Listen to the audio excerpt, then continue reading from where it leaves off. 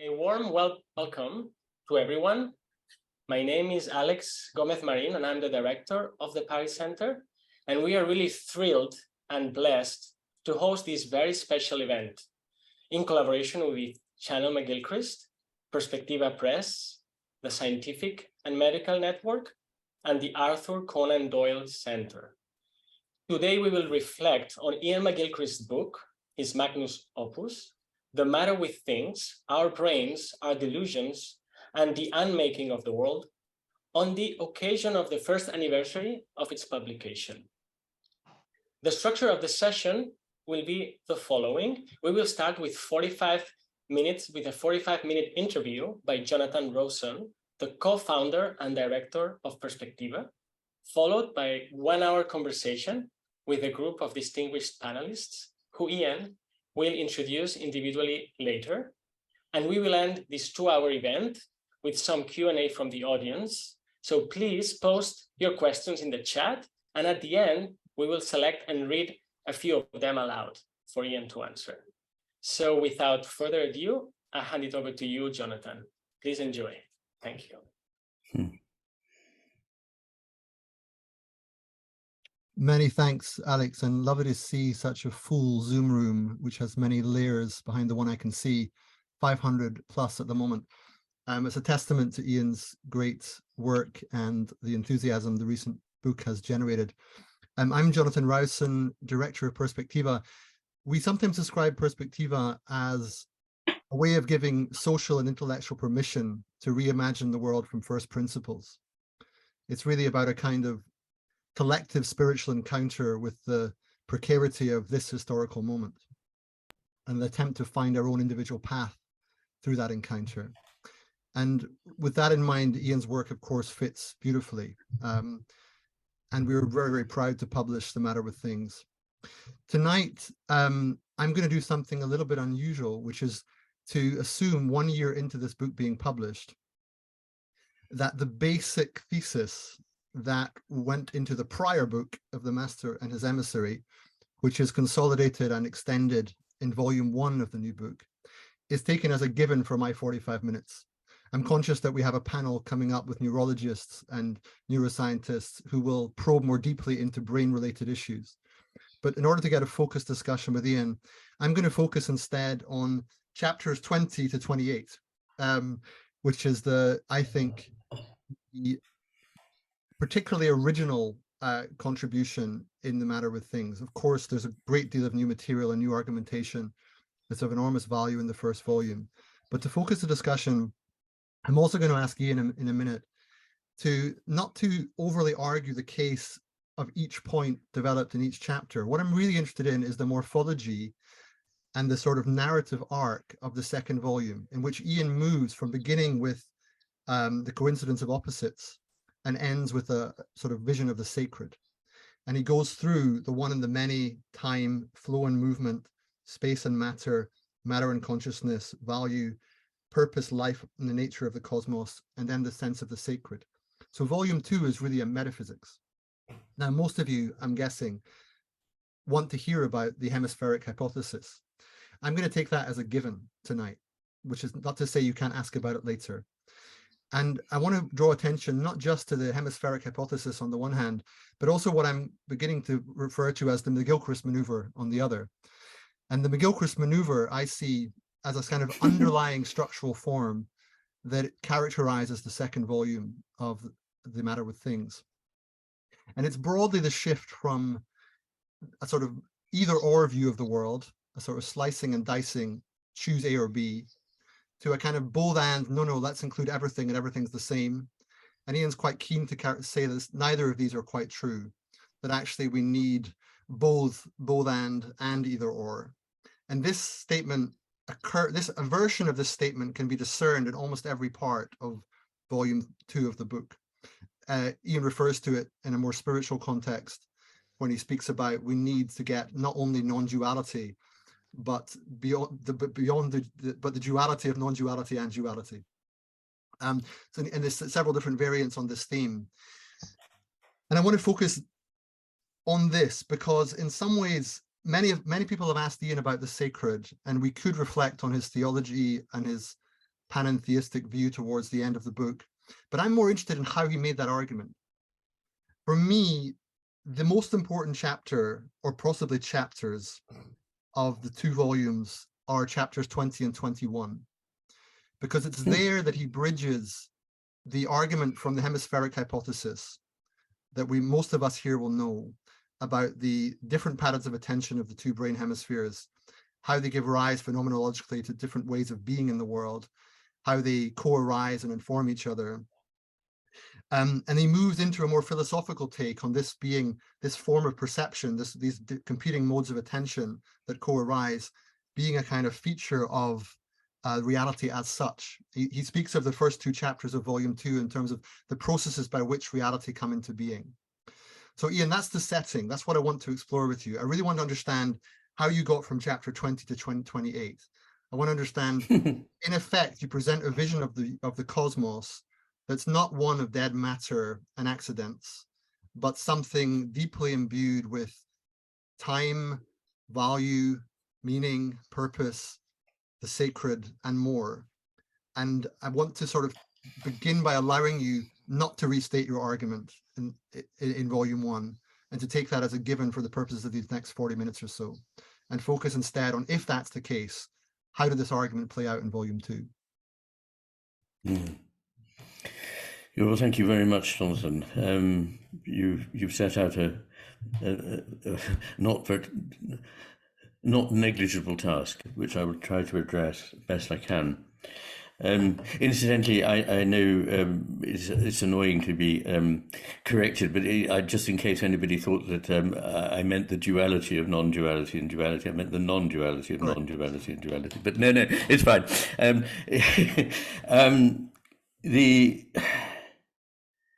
Yes, I think that you're right. That I hadn't really thought about it much, but I think that those first 2 chapters of the final part of the book, part 3, which is the metaphysics, are important. And I think one of the key things that we miss in the world that we now construe for ourselves is the way in which opposites cohere, and the way in which they do so, and the relationship between unity and multiplicity. It sounds rather abstract like that, but it plays itself out in many ways in our lives all around us. So, for example, the simplest example is that we think that opposites are at the far ends of a linear pole, which is very much the sort of imagery that the left hemisphere uses to understand things. But in fact,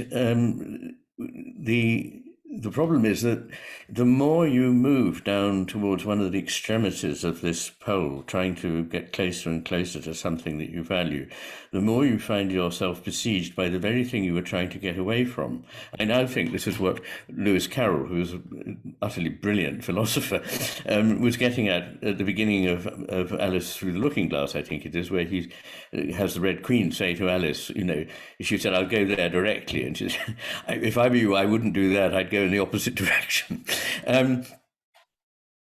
Because if we were once to see that, as I put it sometimes, every angel has its devil and every devil has its angel. In other words, things that we think are good have their downsides that we're not attending to, and things that we think are bad have their upsides that we should do well to attend to. That would make an important difference to the way we see the world. But I want to say something about the way in which these relate, because exactly of the way in which we now think, it's hard to understand that when one says the coincidence of opposites, this doesn't mean in any way a diminution of their opposition.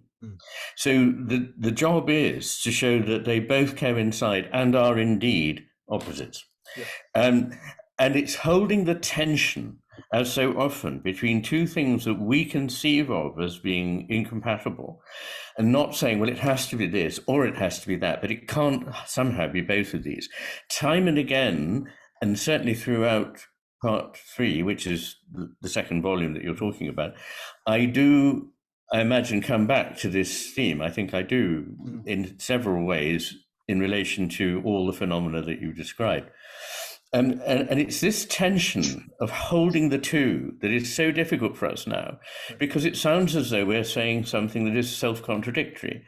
And it seems that we're happier being completely wrong and consistent than being thought of as being inconsistent, and showing that there are two things we need to hold together. The image that I use here, somebody's got their not unmuted, so could you mute yourself?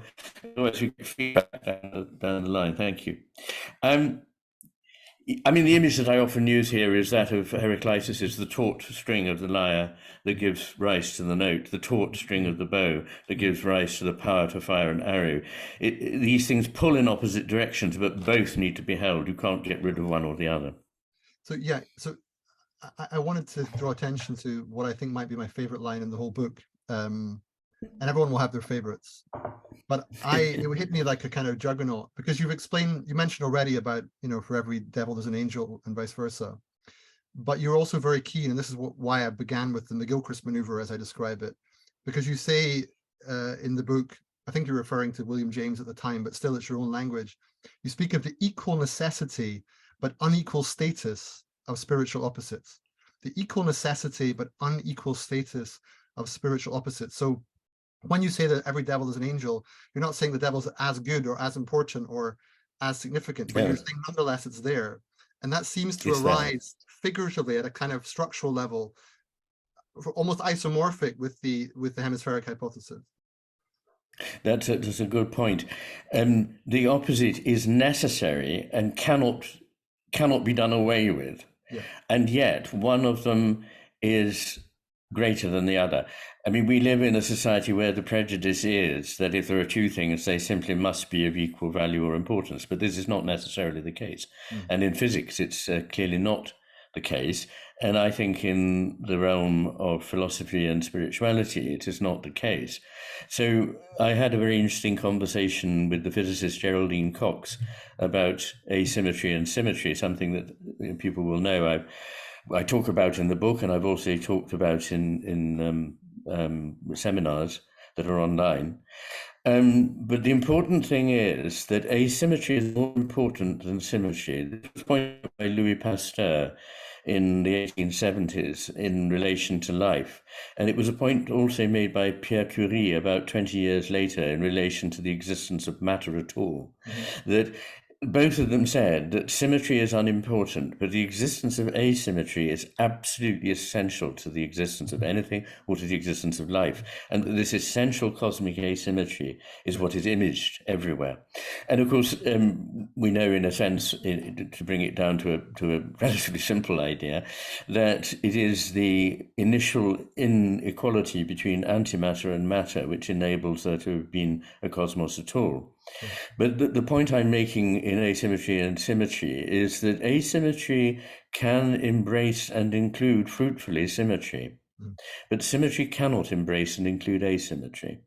And in the book, I give two, I think, rather beautiful photographs. One of the front of the library, Jefferson's Library at the University of Virginia in the 18th century, Enlightenment building, which is symmetrical and simple and beautiful, and it was based on the Villa La Rotonda, which is actually outside Vicenza, Palladio's masterpiece, which is fundamentally symmetrical, but has wonderful asymmetries within it, which bring the whole thing to life. Right. So, and this is also imaged in the great art of, for example, Japan and of other cultures.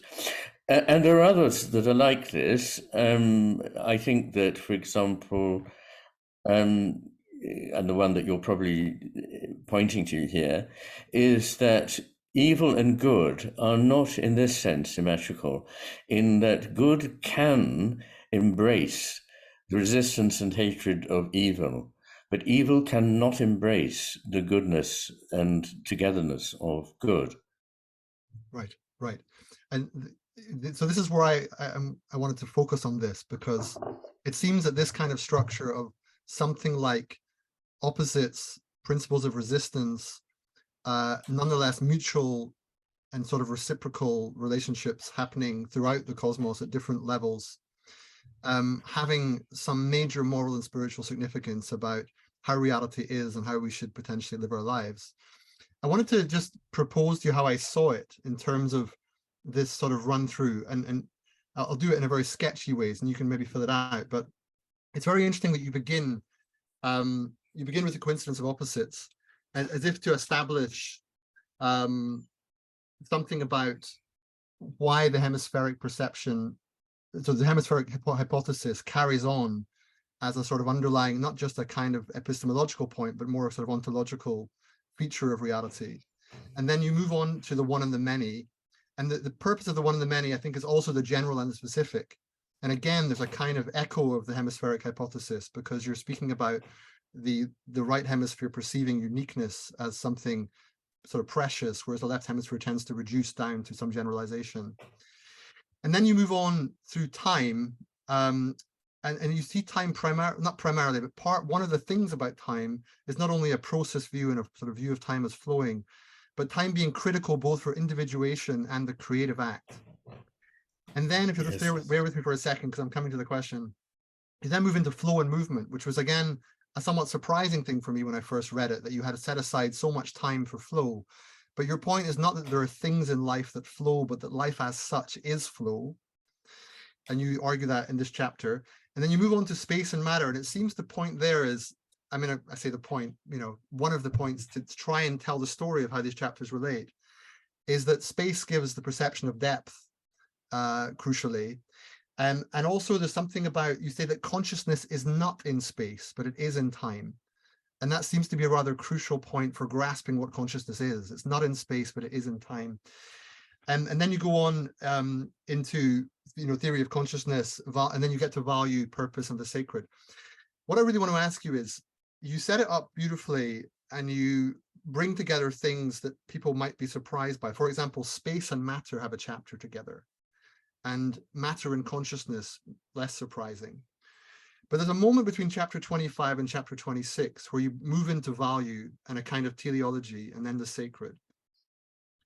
And around there, I imagine someone who hasn't been paying attention might say he's making the classic Izot fallacy or fact-value distinction. He's moving from a kind of descriptive ontology to some kind of normative view of how the world is. Is your view which one of the following is closer to your view? Is it something like it's difficult for the right hemisphere to explain something to the left hemisphere when it doesn't want to understand it, and it's just self-evident to the right hemisphere that things are this way, like a mother holding a child is beautiful, is of value, a tree, a sunset, these things are given, they're intrinsic features of the universe, they have value. Is your view that it's just self-evident and something that reveals itself to us? Or is there a way that you can actually mobilize some sort of left hemisphere-like argument to make that case? Or is that kind of missing the point, and it's better just to reveal what is the case? Because you seem to, there's something happens there, Iain, I think, because you get to the sacred and everyone's like, well, not everyone, I know you've had some critical feedback on this, but there's something very beautiful happens around chapter 25 to chapter 26, where you're going from neurology, epistemology, a kind of descriptive ontology, a kind of metaphysics, and then boom, suddenly we're in a world of intrinsic value, meaning and purpose. I want you to talk us through what happens there. How does that shift occur? Yes. I'm not sure I have actually, or I'm not aware of having received anyway too much criticism about it, but I certainly was advised ahead of time by some people I respect, certainly not to include a chapter on the sacred, because they felt that there was philosophical depth or richness in what I had expounded, and they thought that that would immediately turn some people away and say, oh, well, it's a hopeless case, he's a faith head sort of thing. But I didn't feel happy with an account of what there is that, takes on topics as big as time and space, but doesn't take on the sacred, but also the ideas of value in itself and purpose. I was encouraged by the fact that a colleague of mine at Oxford, Derek Parfit, who was a very famous philosopher, considered one of the greatest of recent decades, who was an atheist, himself believed that values were ontological primitives, that they weren't made up, but that they were, as it were, part of the structure of things. There are a number of things to say about that. I mean, again, I can refer to philosophers, Max Scheler, who made the rather interesting point that value may be rather like our perception of color, that we don't make an assumption and test it out and calculate that this is blue. We see it and then we know it is blue. Yeah. And in German there is a word, Wahrnehmung, which means perception. Right. And he created a word, Wertnehmung, which is valueception. It was like perception. And what we know about the right hemisphere, and this is in part one that I won't go to on your advice for the moment, or just because we don't want to use up too much time on that tonight. There, I think I demonstrate with a colossal amount of evidence that when it comes to things like attending to the world, perceiving them and rightly judging them, the left hemisphere is inferior to the right. So the right hemisphere apprehension that there is value has been taken by the left hemisphere as, well, prove it. It must be of utility. Right. And then you get what seem to me enormously jejune arguments in favor of goodness, beauty, and truth based on the idea that they are useful in some way. Right. And I mean, we haven't got time to go through, that's an hour's talk in itself, and one that I have given actually at Pari. But the point, I think, is that it's manifestly unsatisfactory to anyone who isn't already completely mind closed on this, that these things must show their utility. Even Darwin was completely baffled by beauty. He saw perfectly well that it can be used once you have beauty in order to guide mate selection, but he made the point that seems to have been missed by so many people coming after him, that we haven't any idea where beauty itself comes from. And he returns this puzzle at least twice, to my knowledge, in the literature. And he talked about beauty an enormous amount. Every other page of The Descent of Man literally has the word beauty or beautiful on it, which is not what you find in his philosophical descendants. So I think these things have been sidetracked and sort of dismissed because they don't fit into the overall utilitarian calculus. Right. And philosophers are embarrassed about that.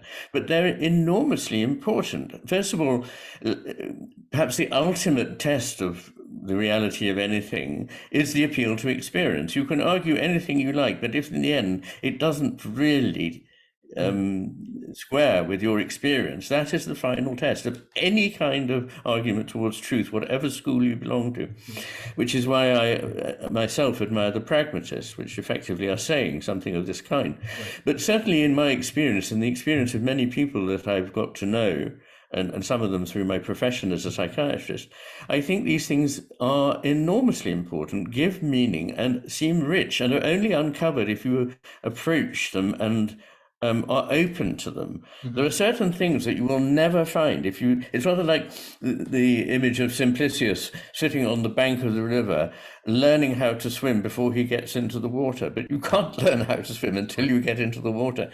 And these things demand, in that sense, an openness to experience that's very important.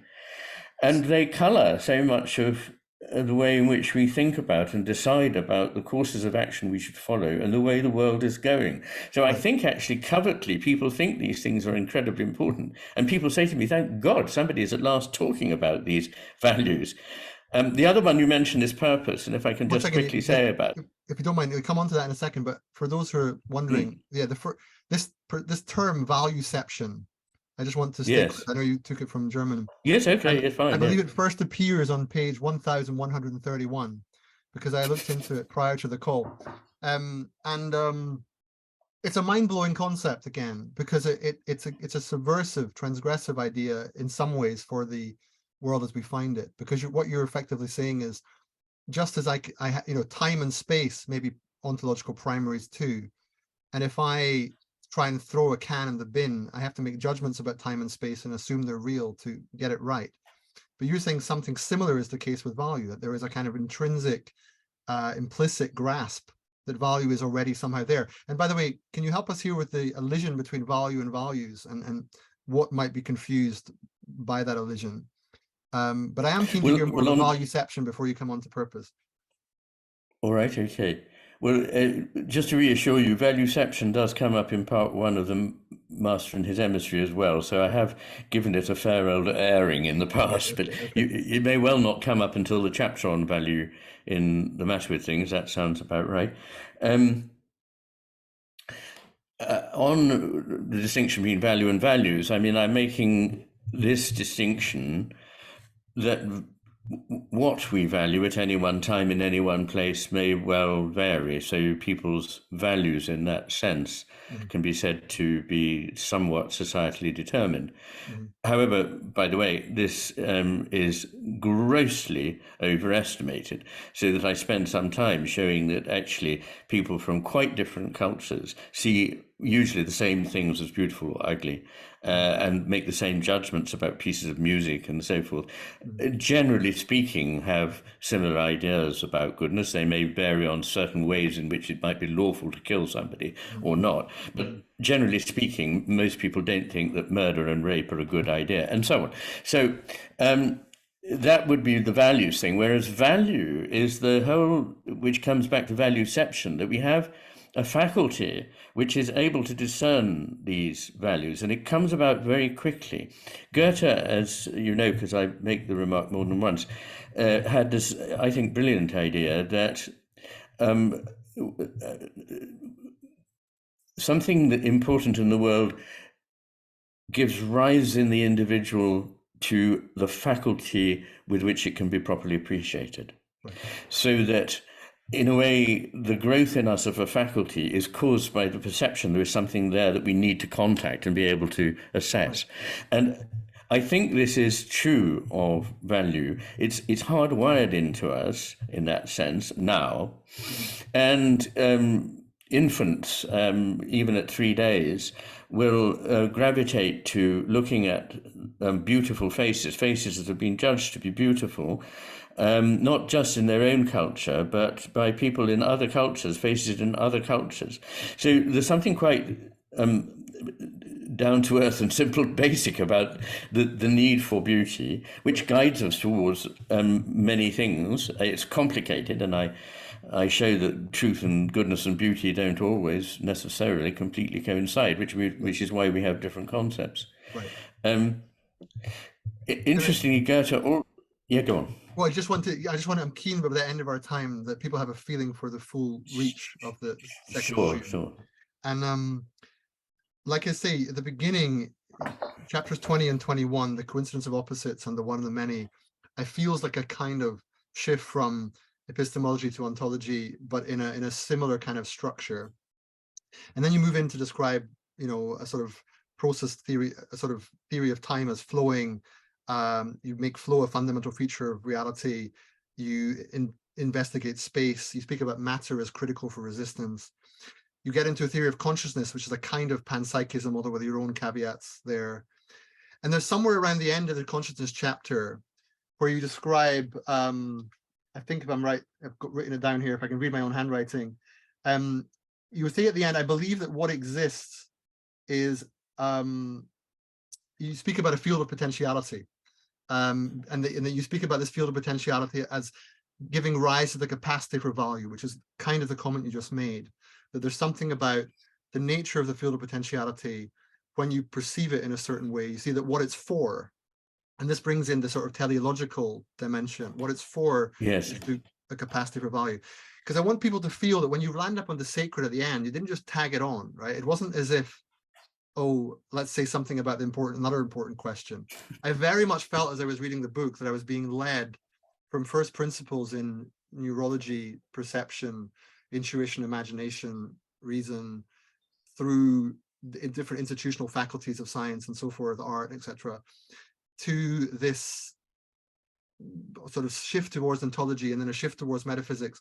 And within that metaphysics, you move from value as fundamental, purpose being baked into the cosmos, and us here as mere human beings somehow in some resonant relationship with reality, in which the point of our being is not to utilize or utility maximization, but something more about rediscovering the sacred relationship that's already there. And I just want to encourage you to sort of, you may not remember because you've spent so much time in the details of each of these chapters, but there's something really beautiful that happens in the second volume, in which the sacred is sort of brought into being. So by the time you get to chapter 28, you're already there. There's a sense in which, of course, the sacred. It's not at all that you tacked it on. Is that your impression, or have I just made that up? Well, it's very interesting. I mean, I think sometimes somebody who's outside the process can see more of what has happened here than the person who's in the middle of it. It doesn't surprise me what you say. In fact, it pleases me. I think one way of talking about this is that the discovery is not simply a linear process, this bringing of something into being. It's not a linear process in which one thing is established and another is added and so on, but it's more like a sort of going backwards and forwards between part and whole, which we actually know is how the right and left hemisphere operate. Like Blake's ladder or something. Sorry? It's a kind of, you mentioned Blake's ladder elsewhere. This Yes. Well, that's one way of looking at it. It's that, and it's the sort of bringing gradually into focus of something as more and more of it is seen. It doesn't, as it were, change. It contributes to, and you see which way this picture has to be crystallized. Right. And so I think that's why in the note to the reader at the outset, I sort of suggest that I hope it will be a bit like a journey, and that's really what you're saying, that you gather things, you see what the implications of this, and it leads in a absolutely reasonable way, a rational way, but not by simple steps of logic, but by a picture that, as it were, comes more and more into focus and becomes richer and richer. And I see the cosmos itself as A.N. Whitehead. Whitehead was a great philosopher, and nobody can say that he, the co-author of the Principia Mathematica with Bertrand Russell, was somehow off on a cloud. I mean, he sees these spiritual realities extremely clearly. Right. And his vision is that whatever the divine force, the logos, the li, the rta, whatever it is that's in the cosmos that creates, is in communion with, or in commerce with, or doing a sort of dance with, a relationship, and in any case with whatever it is that's coming into being. And that coming into being is both informative and creative for that force itself and for what is coming into being. Right. So that force, that perhaps divine, whatever it is coming to know more of its own infinite potential as it is realized and precipitated out in the process of individuation. Right. So there is always this process of individuation and the process of union. And once again, this is an unequal pairing, in that union will always unify the individuation with the integrity of the whole, not render them separate. So it's another instance of that, and that's a theme that comes back again and again. But this, is it better to go to resistance or to go to purpose, or where would you like to go now? I think I want to go to the sacred, just because I'm conscious we have just over 5, maybe 7 minutes left. All right. Because I think the listeners can now take it as a given that there is this kind of argument unfolds in the second volume that leads up to a take on the sacred, and you described it as panentheistic, and this is a term of art, technical term. Talk me through that, and how does it arise from the prior? I'm particularly interested to understand, because the reason, if we could speak to the motivation behind this question and my decision to focus on this part of the book, I guess I'm also trying to get at whether the other way of viewing the universe, and there's more than one, of course, but the reductionist view that you take issue with right at the start of the book, saying this is kind of your target, this is your enemy, maybe not enemy, but certainly your target, the reductionist view that thinks we're just sort of dead matter in a meaningless cosmos. And you go step by step to explain why that's not really a reasonable view. And your reasonableness takes you, after 600,000 odd words and lots of footnotes, to a view of the sacred that is panentheistic. So I just want to hear your view of what panentheism means to you, and for the listeners to realize that it doesn't come out of nowhere, it comes out of the preceding argument. Yes, it does. But again, I want to make a very clear distinction that nobody needs to think that they're going to have anything religious rammed down their throat at all, not even in the chapter on the sacred. And I don't really talk about anything religious up until that chapter. I think what you're pointing to there is that I'm unpacking, I think, a richer, more complex, more sophisticated view of the world than that of reductive materialism, Right. and that it is in keeping with three very important sets of findings. One that I expound at great length is neuroscience. Another is physics, in which I'm not an expert, but have been advised by a number of physicists who've approached me and said that my work in the Master in His Hemisphere was very interesting to them. And the wisdom traditions, if you like, of both East and West, they reach very similar conclusions. And at the moment, we're seeing a change in philosophy in which panpsychism is enjoying a revival. And even in biology, which is the most recalcitrant and mechanistic of all the branches of science, paradoxically, because it ought not to be, we're seeing changes. So when we come to that chapter, what I'm talking about there is the non-reduction of the idea of the divine to the sum of bits that we're aware of, which would be pantheism. So pantheism is more, if you like, comfortable to the left hemisphere trained mind that says, okay, well, if you want to call this assemblage of bits God, I'm not going to stop you. And I'm saying, no, you've missed the point. There's something much more here, which is not just in this material. And in fact, in a recent talk, I mentioned the way in which music is not just in the sounds. A poem is not just in the words. And a painting is not just in the frescoed wall where it stands. It is something else, which is actually the beginning of an experience. And that experience is an encounter. So it requires something other.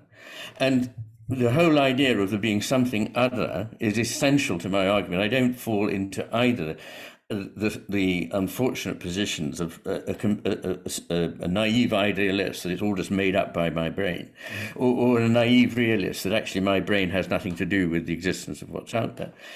So that's a constant theme. But what I'm suggesting is that in panentheism, which means that God is in everything and everything is in God. In other words, God is not exhausted by the sum of all those things, nor is he restricted by his presence in all those things to them being a description of what he is.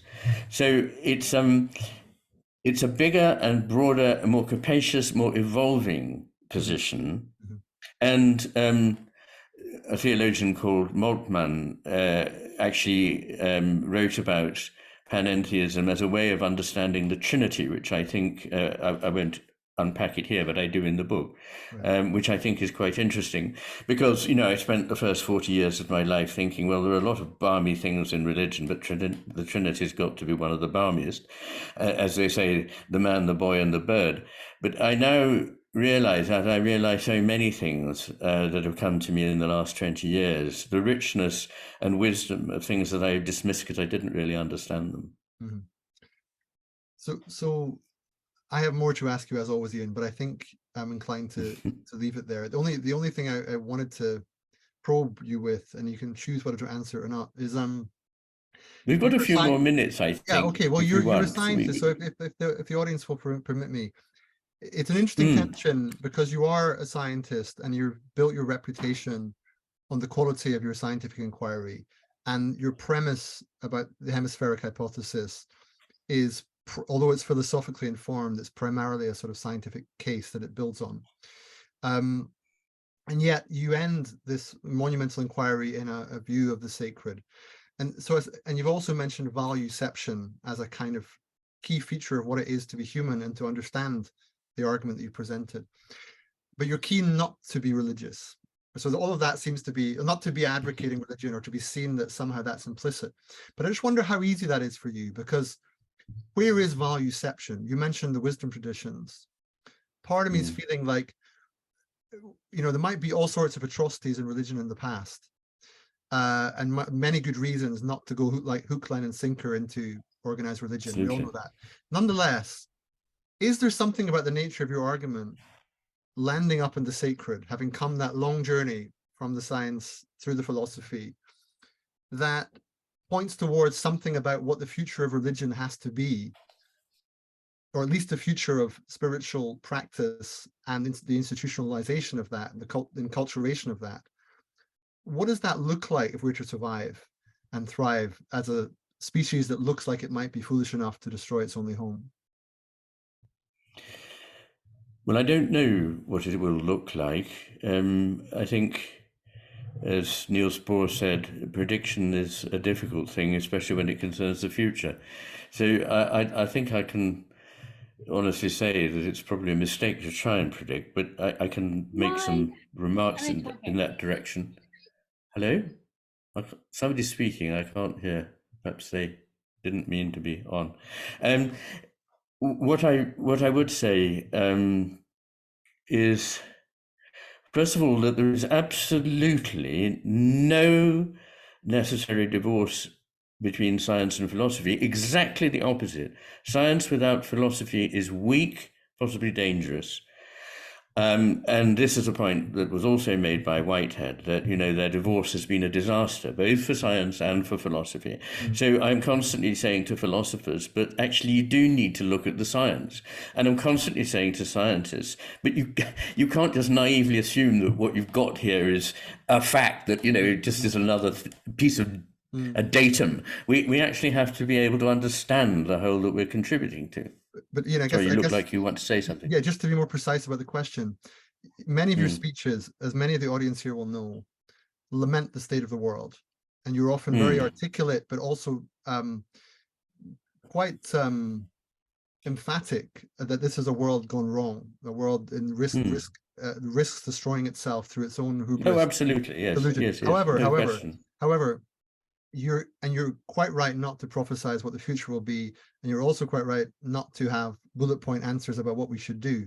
Nonetheless, I do want to push you that you're arguing for the importance of recognizing a different view of reality. You said yourself the key is a new form of perception, and a key aspect of that new perception is the intrinsic value that you've mentioned in this notion of valueception. We need to come to see the beauty and glory and produce gift of the world.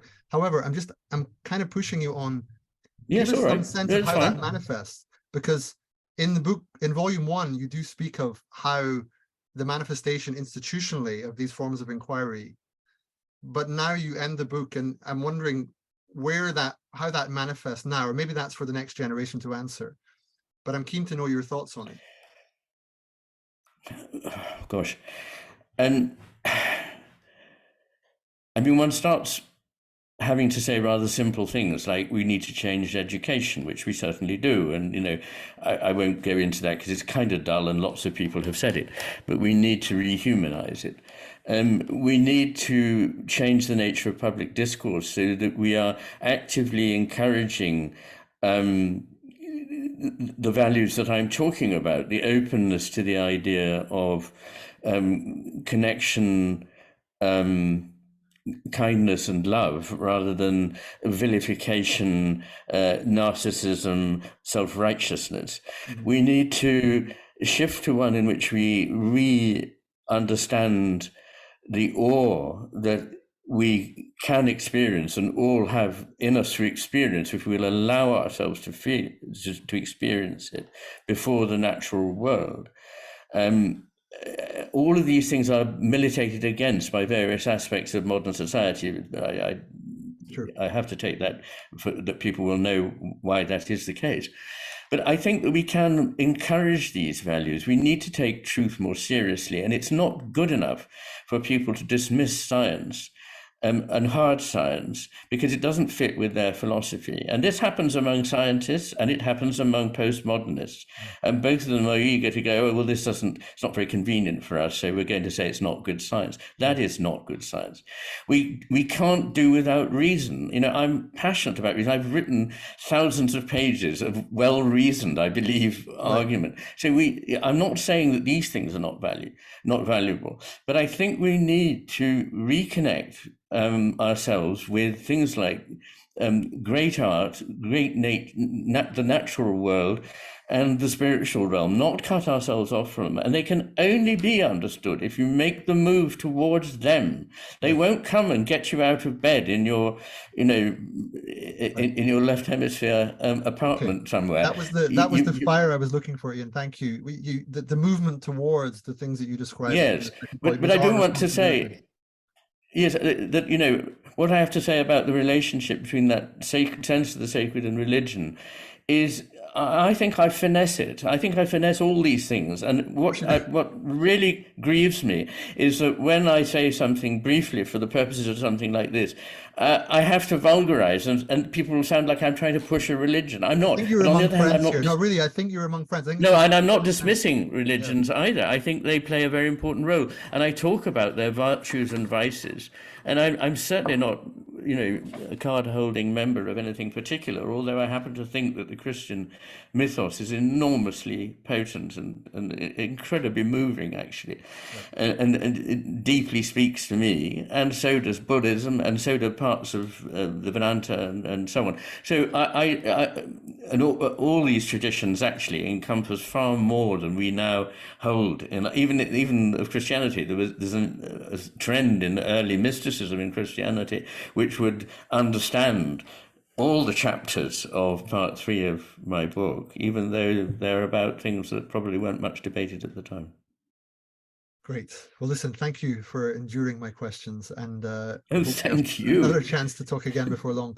I think, yes. Alex, I can pass it back to you and to the wonderful panel you've assembled.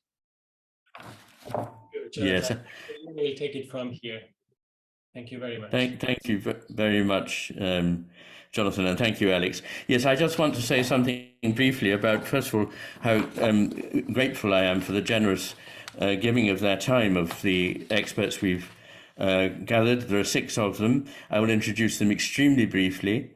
The first is Martin Rossor, Professor Emeritus at the National Hospital for Neurology and Neurosurgery, Queen Square in London, and the UCL Queen Square Institute of Neurology.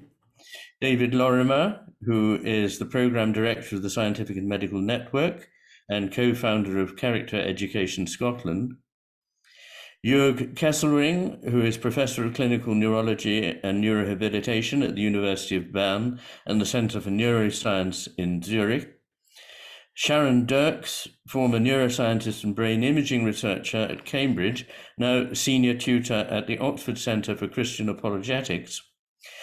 Mary Attwood, art historian, co-founder of the Centre for Myth, Cosmology and the Sacred, and co-founder and co-director, I'm pleased to say, of Channel McGilchrist. And Alex Gómez-Marín, who you have met, theoretical physicist turned behavioral neurobiologist, Ramon y Cajal Fellow and Principal Investigator of the Behavior of Organisms Laboratory at the Instituto de Neurociencias de Alicante. So those are our panel. And what I proposed to do was to go, relatively briefly to each of them in turn and to have a short discussion, and then to open it so that people can talk to one another across this group of people we've got gathered here. So Martin, if I may turn to you first, Martin Rossor, if we can bring picture forward. There we are. Martin, thank you very much for coming. Have you any reflections or any questions? I know you've read at least some of The Matter with Things. Yes, it's difficult to know where to start. So, I mean, just a general comment, first of all, and there are various questions I have, which almost listening to the discussion today, almost better taken offline, I think. But I've read this, all of the books, as a layman, and as a clinical neurologist. That's not quite the same as a neuroscientist. I have been swept along by it. The wonderful metaphors, your vignettes, your illustrative narrative of concepts have just, they felt right to me. Some of it has been very powerful in terms of the patients I see, in the same way as I think it has for you. I almost feel now that with functional imaging, people forget all the work that Sperry did, and you interpret it so well, it's almost forgotten. And of course, cutting the callosum is rarely done now, so we don't see them. But I remember the first time I saw somebody with a intermanual conflict, and people will recall, you do describe this, where the right hand goes out to take something and the left hand comes across and stops it. And it's quite often on choices that are being made. And that was a great insight, having read, first of all, The Master and the Emissary. I mean, I was trained to think that the right hemisphere didn't do very much and was silent. Same sort of left hemisphere error that told me that most of the genetic material is meaningless and junk, a sort of classic thing. So I guess I have to admit I'm still reading it. I've told you that before. It's a year on. I read it all through, and I now want to make sure that my left hemisphere. So we've lost your voice. I can't hear you. I can't hear you, Martin. Did I get muted? Oh, now you're back. No, you're back. Yes. Is that okay? I think I was saying that I'm still reading it, and in much more detail. I'm delighted that you're still reading it. It's wonderful. I just want to make sure that my left hemisphere isn't being selective in some of the evidence. Okay. I'll report back in a year. Okay. That's very nice. Yes, I think myself that not just Sperry, but also the general lesion literature, which is so rich and goes back to before 1900, largely in French and German, which I brought into the book because I think it's important that people read it. I think it tells us every bit as much and more, actually, than neuroimaging, which is so hard to interpret. And I think that it's not an either or here. I think we need both. But I think I would be inclined to rely more on lesion literature. What's marvelous now is that we're able to inflict a lesion on somebody for 20 minutes or half an hour using TMS, and they're perfectly all right again when it wears off. At that time, we can investigate the deficits caused by either inhibiting or enhancing the underlying cortex. Well, thank you very much anyway. I wanted to bring in next David Lorimer. David, are you there?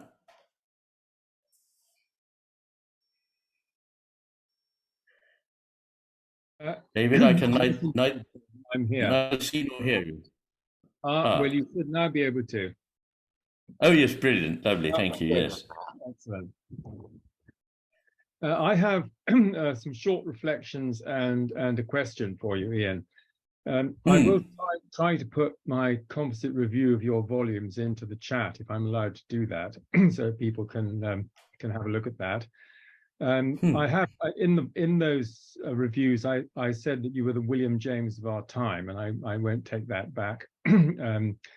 And I think that what you've done here is produce what you might call the varieties of hemispheric experience, but with a much wider application, because you look at the cultural consequences. And I think it's worth reflecting that the fact that you were able to spend 7 years at All Souls reading extremely widely informs and enabled, in a sense, your books and the extraordinary scope that they cover. And listeners won't be aware that you read Collingwood's essay on metaphysics when you were a scholar at Winchester at the age of 16. And I don't know that any 16-year-old would even open it, let alone understand it and read it. And I think the cultural significance of the book, and there's so many different aspects to it, but what really spoke to me was your Plotinus quote, "But we, who are we?" And of course, it runs all the way through the volume. And I see there are two trends happening at the same time. You might want to comment on this, although it's not actually my question. There's one which where increasing number of people are realizing there's something fundamental about consciousness and pervasive intelligence in the universe. And on the other hand, we've got a rapid Silicon Valley led progress towards transhumanism, which regards the human being as simply a biological machine, which is a view that you and I do not share. So that's sort of cultural observation. And my question, the starting point comes from a quote from Keynes, where he says, when we have a choice between changing our mind or proving that there's no need to, most people get busy with the proof. And I've observed this. I'm sure people on the call have observed it. That there is a reluctance to change your mind, especially when you've been trained to think in that way, and all your colleagues think in that way, and the cost of not thinking that way can be quite high. Oh yes, yes. And the point that I learned yesterday, and which I thought was worth bringing into this conversation, is that if you just present data, good data, scientific research, and so on, you might just increase the resistance and entrenchment, driven by the left hemisphere, I think. And so the recommendation from this person was that instead of presenting, data that can't be explained by that particular theoretical stance, you should ask questions instead. And so my question to you, in relation to your general hypothesis and consciousness in particular, is that if you were speaking to a hardened left hemisphere person, what questions would you ask to try and open the door? Oh gosh, that is a very good question.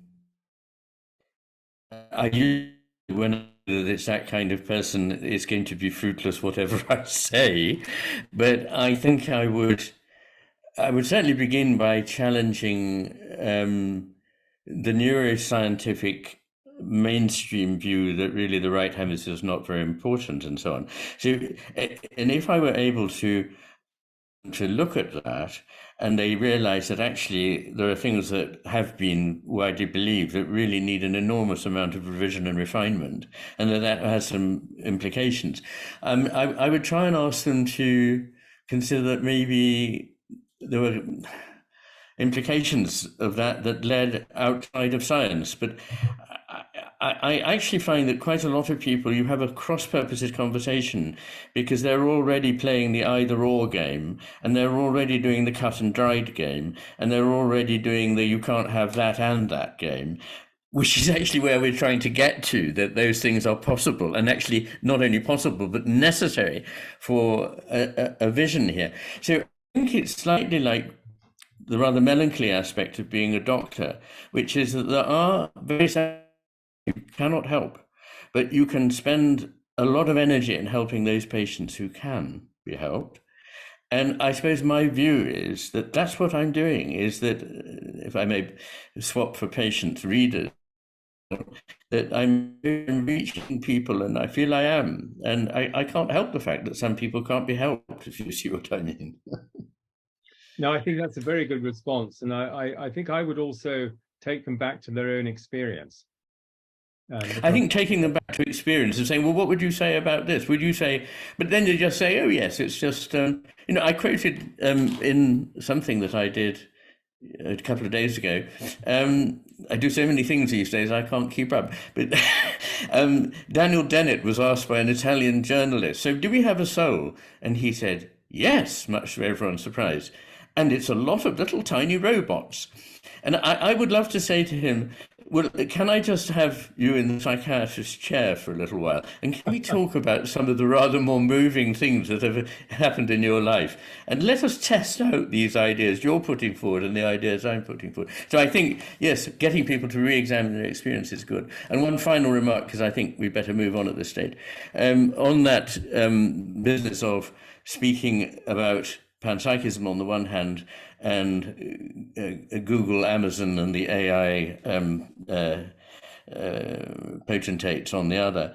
I'd just like to mention to people that I did give the opening address to the World Summit of AI in Amsterdam 2 weeks ago, and it's freely available on YouTube. It's only 25 minutes long, but I said a few things that I thought needed to be said and got surprisingly positive remarks from people in the field who said, you've really made us think. So excellent. Well, do put that, somebody, maybe Mary could put that in the chat for us and we'll have a look. Thank you.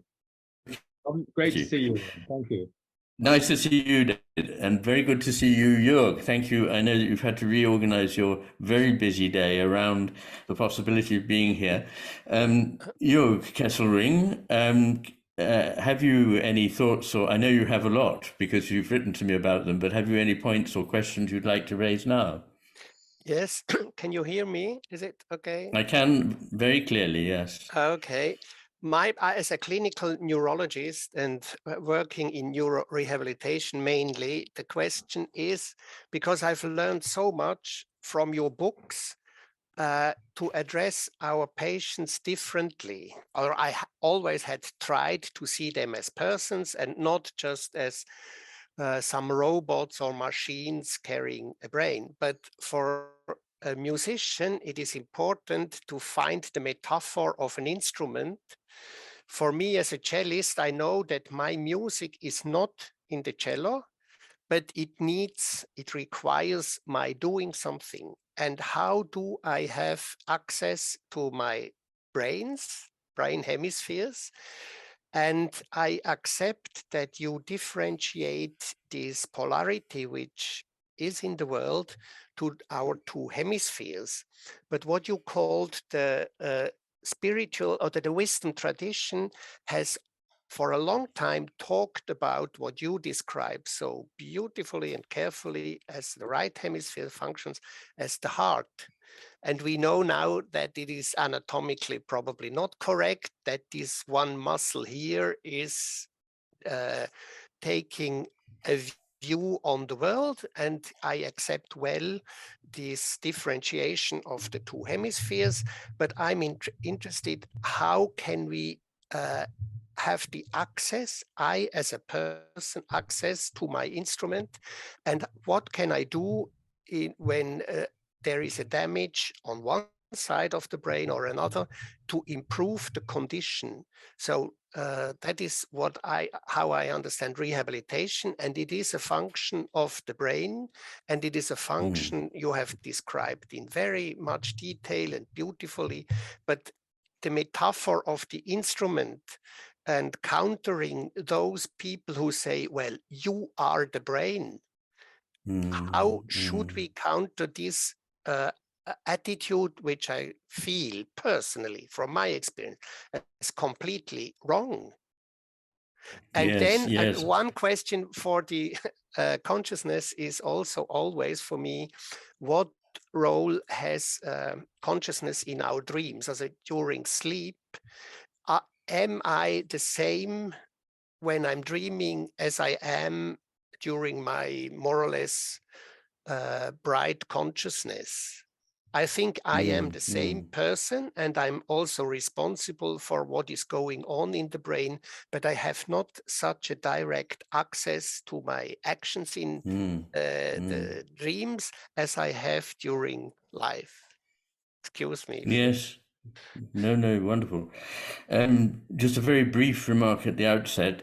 I do think that we now know that the heart is not just a pumping muscle, that it does play a part in our consciousness. And when I was in medical school, not only did I hear almost nothing about the right hemisphere or anything interesting about the asymmetries of the two hemispheres, but I also learned that there were afferent fibers from the heart that went back to the brain. And this was terribly embarrassing. Why were there so many of these fibers giving information to the brain rather than the brain giving information to the heart? And it was said they were probably C fibers, pain fibers, and some of them are, but there are more than that.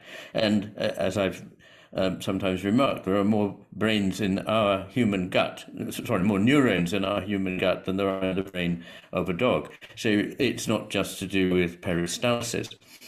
What I love about your image about the instrument is that, of course, everything exists in an encounter. Your encounter with that instrument is where the music for the time is. And it's also in the encounter between, as I have been privileged to experience, between hearing you play your cello and my mind and my consciousness and my memories and so on. So there are ramifications of encounters that are reverberative and that change, that you change the instrument changes you. Your playing changes me, my listening to it may change you. So there is a constant need for the understanding that the relationships are of this kind. And I think that when it comes to the brain and the mind, that there is a very close relationship between them. And they could indeed be seen as aspects of something that is fundamentally ontology. We don't know enough to be able to answer that particular question. But the consciousness is not simply the brain. And one observation made by the 19th century Victorian philosopher F.C.S. Schiller is very interesting. And why is it, he says, that when somebody through an injury to the brain loses a certain faculty, sometimes after a while, another area of the brain is recruited to carry out this function. I mean, it's something you and I know only too well. And it's not enough discussed. Where is the information about the whole carried that causes this to happen? And it can be imaged also at the level of the single cell.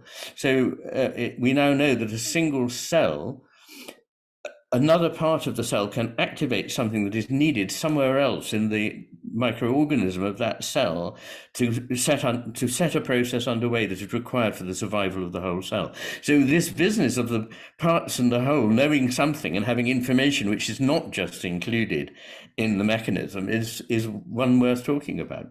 Mm-hmm.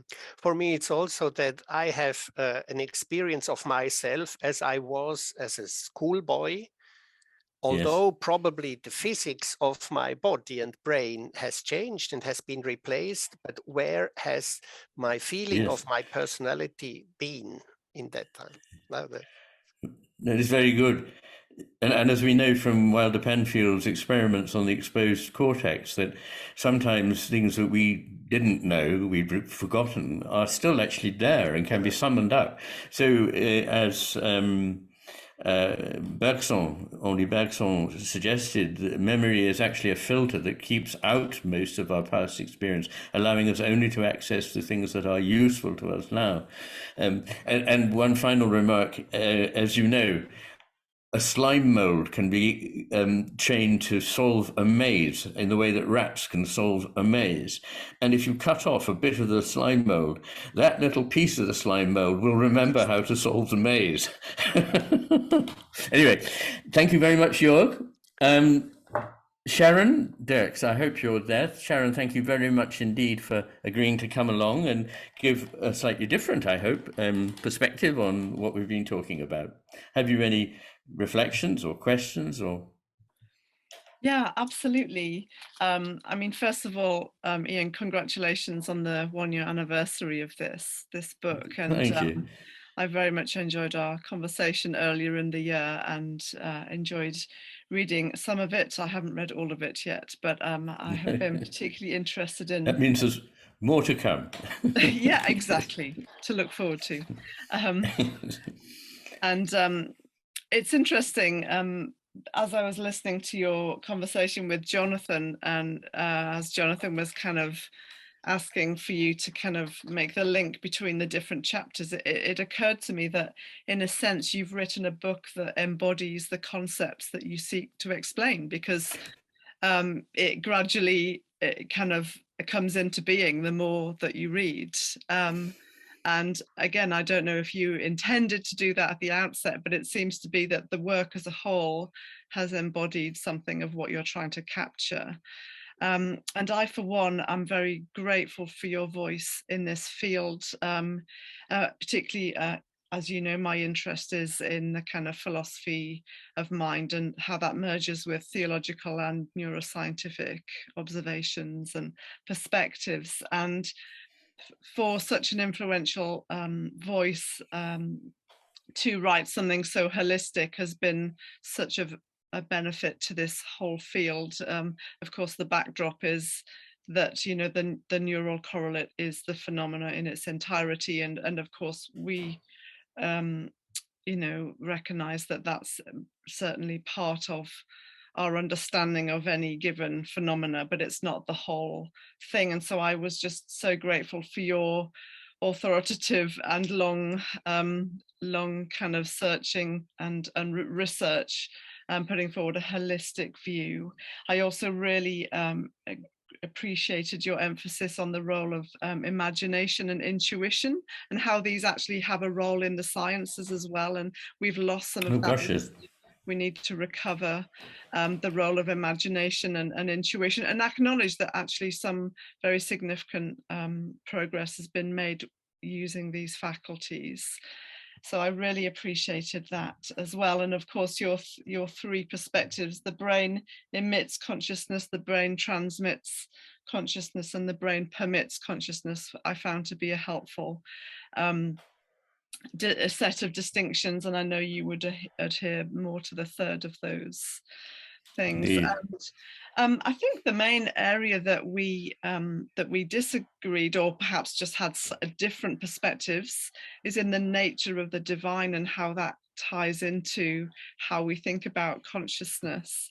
And I suppose my question to you is, what is your current thinking on how to account for the inordinately different levels of consciousness that we see in humans compared with the rest of the animal world, and how you see that fitting with a panentheistic view of God, as opposed to, say, a Trinitarian view, or other kind of Eastern views as well?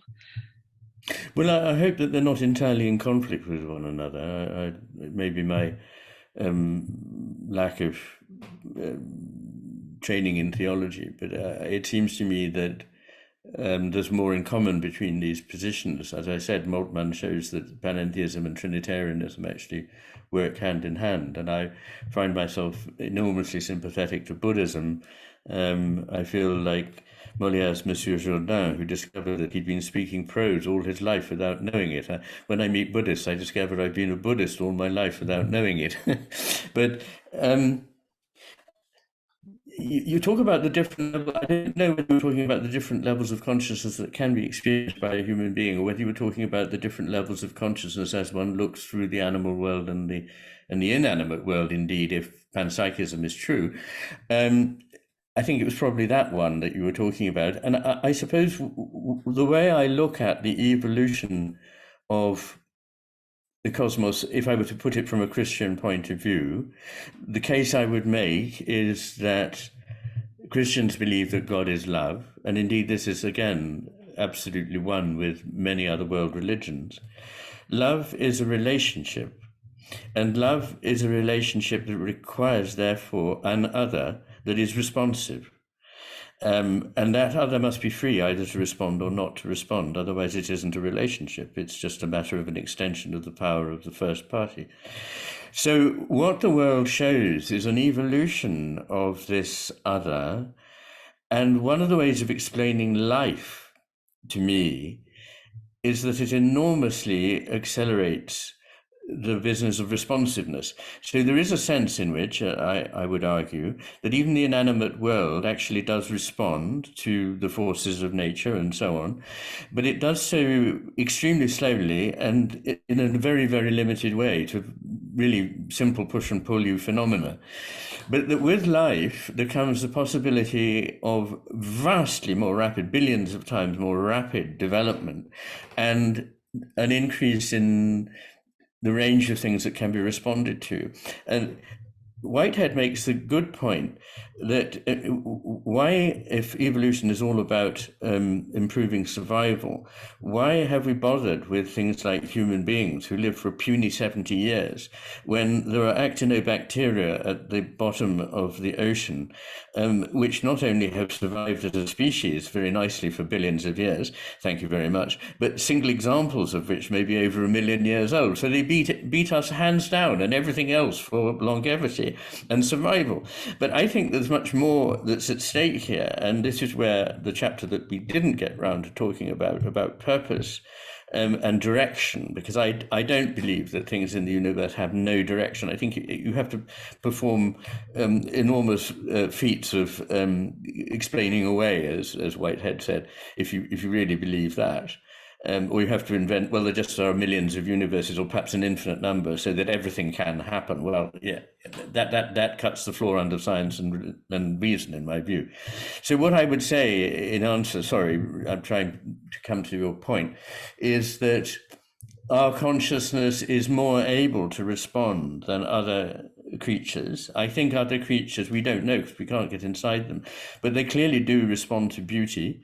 And many animals actually have a sense of fellowship, will sacrifice themselves to save another, not even another of the same species.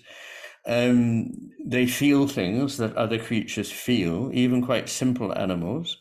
So they have at least part of what we would call goodness and a sense of beauty and their own kind of truth. And I think that we are more capable of a greater range and a greater intensity of response. And it's that response in the encounter with the divine that is the important thing. Does that sound okay? It's definitely the sort of thing that I was interested in. I suppose the limitation is the capacity to respond verbally in order to verify conscious awareness.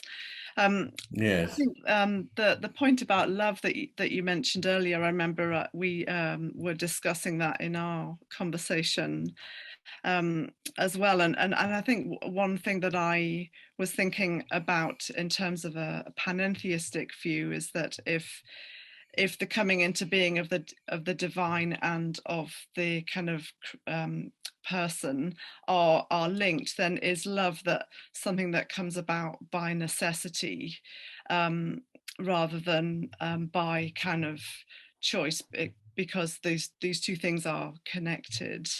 And I guess in my mind that is distinct from a Trinitarian perspective, which would say that love was kind of present and relationality was present before there was anything material in Father, Son, and Holy Spirit, and so that provides a context for the creating of a material world out of choice, which just changes the kind of the set of assumptions and underlining the particular cosmos that we find ourselves in. So that would be something that I've been thinking about. Well, thank you, and no doubt one day we'll have time to talk about it more. I mean, all I would really say is I resonated with everything you said. I didn't feel that I wanted to qualify or differ from you on any of that. So yeah, there we are. Thank you. Okay, thank you. Mary Attwood, are you there? I am, indeed. Can you hear me? I can hear you, and I can now see you. Yes. Good. Thank you, Ian, and it's wonderful to be here this evening and to celebrate the Matter with Things' first birthday. So I just wanted to reflect, first of all, on a particular myth that you brought out in volume 1 of the Matter with Things, and followed by a question which is loosely related to that myth. And I think it's interesting from what Jonathan was saying earlier and some of the other speakers that, you know, when we're grappling with concepts in particular, myth, imagination, and the image have a way of sort of reanimating our experience of the world. And it's very easy to stay stuck in concepts or conceptualization of these extraordinary scope of ideas and experience that you present in the book. And I feel today we're so much in the state where we're under a very reductionist viewpoint, where these beautiful and often very difficult ways to truth, as you lay out in volume 1, on as concepts rather than an experiential process, which you describe as a process of becoming. So I'd just like to reflect on a myth in a book that you describe and talk about. And as you say, all great myths both have a personal and a broader, overarching, timeless meaning, that they're not mere stories just to entertain, but they really are a reality of sorts and speak of deeper truths through image and metaphor in ways that rationality can't. And in volume 1, in chapter 15, you talk about the myth of Orpheus and Eurydice as holding a deep meaning, relevant, as you say, to one thread that winds its way through the entire book. And I'll just briefly talk about the myth for those of you listening who don't know about it. But the demigod Orpheus loved a nymph called Eurydice. They fall in love, they marry, and after their marriage, Eurydice is walking and she happens to be bitten by a viper and dies. Orpheus, whose realm was the musical, went into the underworld to summon the presence of the gods to rescue her.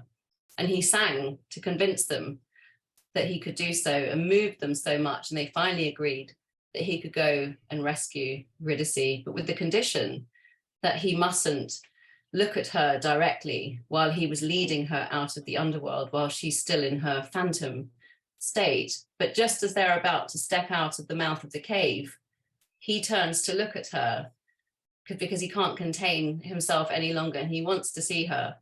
And at that moment, she vanishes, never to be seen again. And you state, after describing that myth much more beautifully than I can, that it tells us of the personal, of loss, love, suffering, the journeys through the underworld that we have to go through. But you also say that it is an account of the nature of myth itself. And you then quote C.S. Lewis, who describes it as a reality, this beautiful myth. And then you end with this quote, and I'm quoting directly now from your book.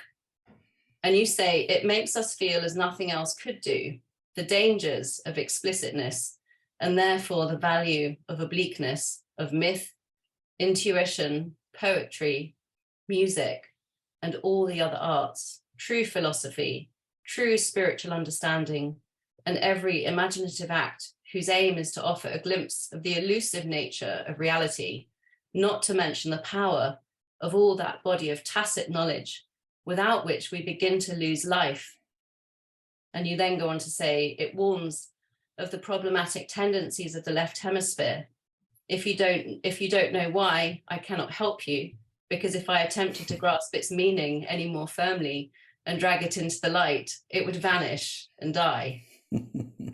So for me, I mean, as we're reflecting on the matter of things, I mean, I've read your book in its entirety, and that particular myth is in volume 1, and it's had a resounding presence, I think, for me throughout the entire book, that when I've grappled with certain concepts, and I'm not a physicist, I don't have a scientific background, I have an art historical background and a humanities background, there's something about this particular myth and the way you describe it, which has a great meaning personally to me.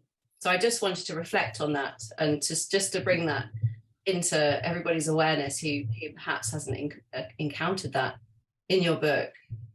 And as somebody who's very interested in the ideas of what it means to see and our sense of vision, of knowing and not knowing, you know, can we see too much? Do we oversee, or do we not see enough? I just wondered, in light of that, very loosely, or perhaps sort of grasping too much in an explicit way, reflecting on the matter with things, having been in the world for a year. When The Master and His Emissary was published well over a decade ago, there was some sort of commonplace, overly explicit or reductionist misinterpretations that arose from its great depths. One of them being still that resounds today, that the right hemisphere was the sort of creative, fluffy one, that it came across as irresponsible or irrational.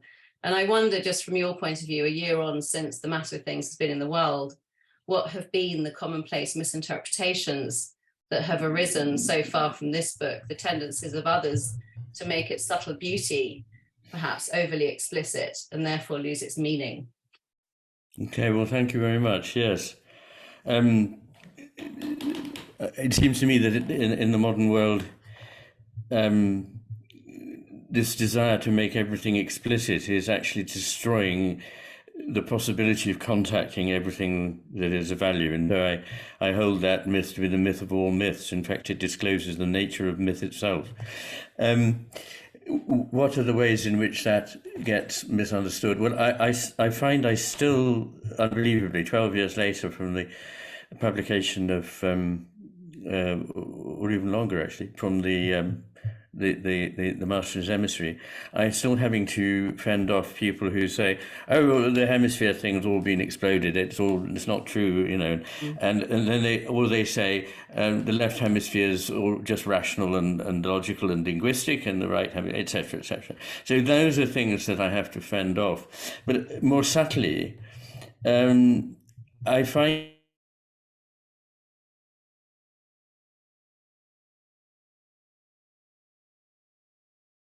Is Iain frozen? Yeah, it seems to be. Not exclusively, but that's it. And I wouldn't expect it to be exclusively. But there are certain constituencies of people, particularly those who are perhaps part of the mechanistic, philosophical or mechanistic scientific world, who have misunderstood what I'm saying. I mean, they simply haven't paid attention to what I'm saying. They've thought that I'm saying something because I must be saying either this or that. But I'm actually asking them to see that once you abandon that, you can see something deeper and more powerful. Now, some people have a gift of being able to go to what I'm saying very quickly. Some people can't. They're too bound up already with categories and systems that they already are completely wedded to. And so that's one way in which it can be difficult to get through to people. I've commented on that earlier this evening. But fortunately, so far, I can't complain about the way in which it's been received. Thank you. Thank you, Iain. Thank you very much. Thanks. Yeah. I do think that point about the implicit is very important. It's been important to me all my life. It's why I left the study of literature and the teaching of literature, because it seemed to me to reduce something that was necessarily implicit, like humor, that once it's explained, it no longer is there. And it turned the unique into the categorical, and it turned the general, you know, the unique into the general, and the embodied into the abstract. And these were all, as I discovered, tendencies of the left hemisphere, hence the 30 years I've spent working on this since. Anyway, thank you very much, Mary. Yeah. Thanks. And finally, Alex, you spend much too much of your life talking to me, except I hope that people think that the time is not wasted. Those who don't get the reference, Alex and I have been working through, and have almost finished working through, the entire book, one chapter at a time, and often spending at least an hour and a half on each chapter. And it's been a wonderful experience for me. So thank you for being here tonight, Alex. Yes, hello, Iain, and congratulations again. As you just said, I've had the luxury to navigate through The Matter with Things twice. Once when I read it and the second time in conversation form.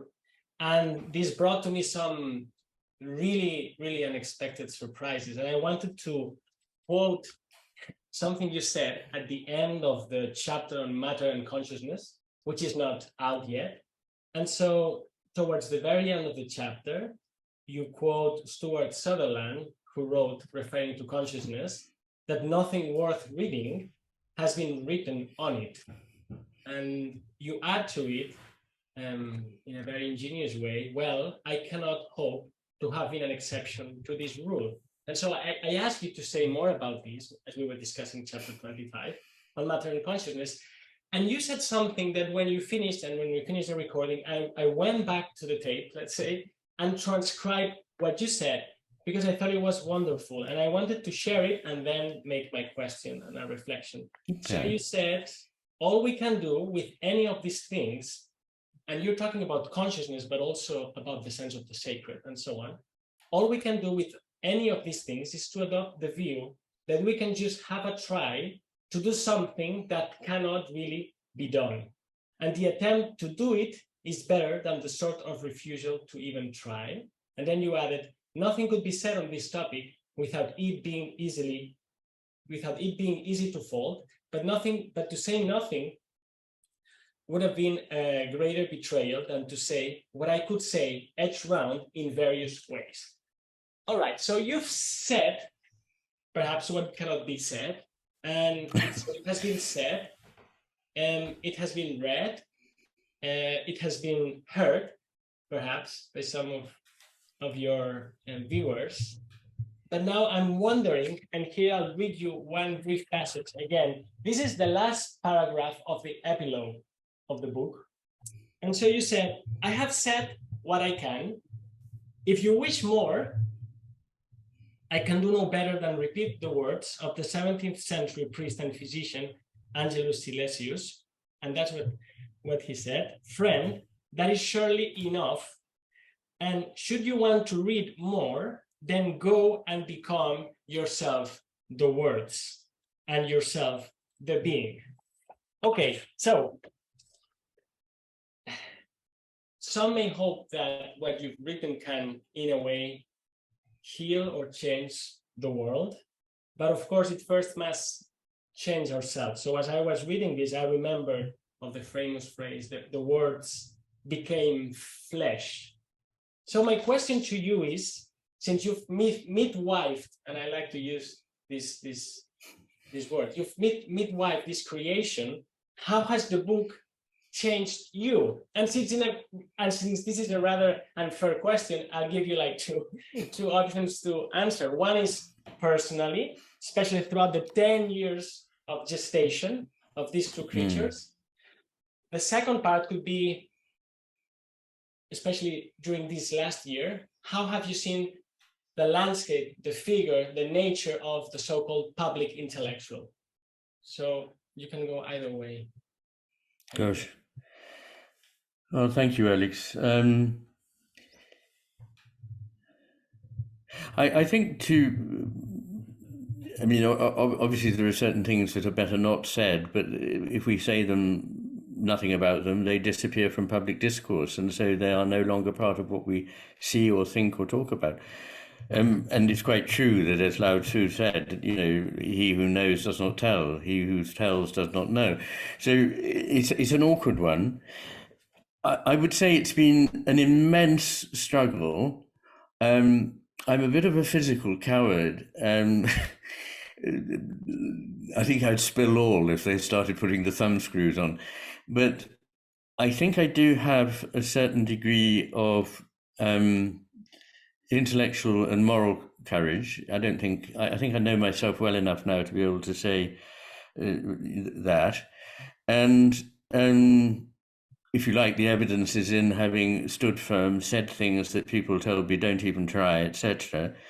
And I'm, bloodied but unbowed, to quote the poem Invictus, which ends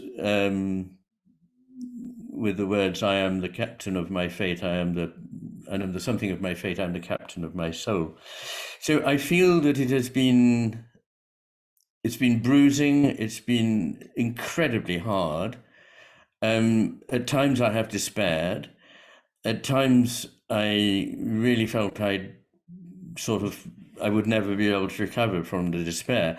I mean, those of you who have looked at the film clip that I think has been put up of the first of this 8th of November last year, when people gathered together kindly to launch the book, don't know that actually at lunch that day I was with my brother, and it was all I could do to stop insisting that actually the only thing for me was suicide. And I remember gripping his arm in the restaurant and just saying, I need to hold on to you. And I felt completely devastated by the business of writing this book. People are surprised when I say I hate writing. I do hate writing. However, I love having written. So it may be something I can never know, but it may be something like the experience of giving birth, midwifing, as you say, I do use that expression, into the world, except that not the midwife, but the parent, the mother. And so I watched with some trepidation, the progress of these twins, but they seem to be doing fine. And I feel that the whole business, that I always think it's such a mystery when I look back on my life, the things that have been really, really painful and terrible, and I'm sure we've all had them in our lives. The whole thing has some sort of meaning for me, nonetheless, and I, in a strange way, wouldn't be without them. That sounds contradictory, but then all the important truths are. So there we are. And I think the plight of the public intellectual these days is that saying these difficult things is not honoured. People are far too hidebound in the ways in which they think. We get all this really utterly ghastly, mindless yabber on social media in which people just shout at one another, so sure that they are right and the other person must be wrong. We need, for God's sake, to have dialogue. We need to have encounters. We need to have empathy. We need to have togetherness. It's all in relation. This is the theme of my book. But also part of my book is that opposition, resistance is part of creation. So there we are. That's all I can really say, Alex, but thank you. It's a lot. Gracias, Ian. De nada. So at this point, I think have we got 5 minutes? Or we started 5 minutes late. So if we go on to say 7:50 and then have 15 minutes of questions from the chat, is that all right? Perfect. Shall we do that? Or if we find that actually the experts don't want to talk, then we can just go to questions from the chat. I'm easy. I'm leaving this now with you again, Alex. Well, let's go ahead, and perhaps anyone from the panelists, including Jonathan, who wishes to add something, now is the moment. Please. If I'm on, just briefly, and just because I was there on November the 8th, so I'm very thunderstruck by that comment. I was aware that you're under a huge amount of pressure, and that really brings it home. And if I have a regret from that evening, which I think otherwise I don't have many, but if I had a regret, there was a moment when I was speaking, I wish we'd had a moment of kind of silence to just empathize with your predicament over those 10 years on the Isle of Skye, writing and unwriting, editing, crossing out, finding footnotes, tracing papers, deleting, as every good writer knows, it's mostly about deleting, crafting again and again, wondering about the structure, wondering if one thing follows from another, wondering what such and such will say about it. The kind of, you mentioned you hate it, and I know there's a kind of exquisite hatred there rather than a just abject hatred, but still there was something about wanting to have said that people should just feel into what it's like to take 10 years to create this book and to sacrifice a decade of your life to give this gift to all of us. And what I hope for them was the room would just be silent to imagine, and those of you who've seen your home in Skye can maybe make it even more vivid, that this is really a beautiful but very remote place. And this book was brought into being in that beautiful remote place when Iain was almost entirely alone with his thoughts and his words. And I can see why he would have despaired, because it's such a monumental achievement. But to get there, there would have been so many moments of darkness when it would have seemed impossible to get to the other side. So I guess I want to say thank you, but also to encourage the audience here assembled tonight, and we have a great turnout, just to take a second of silence to think of that experience. So if you don't mind, 30 seconds.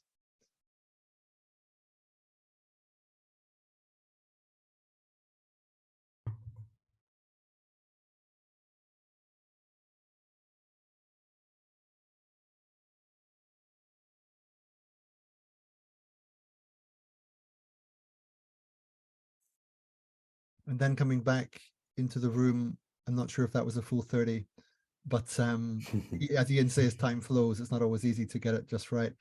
I just wanted to just capture that awareness of the writer at work, the sort of sacred suffering that 10-year process of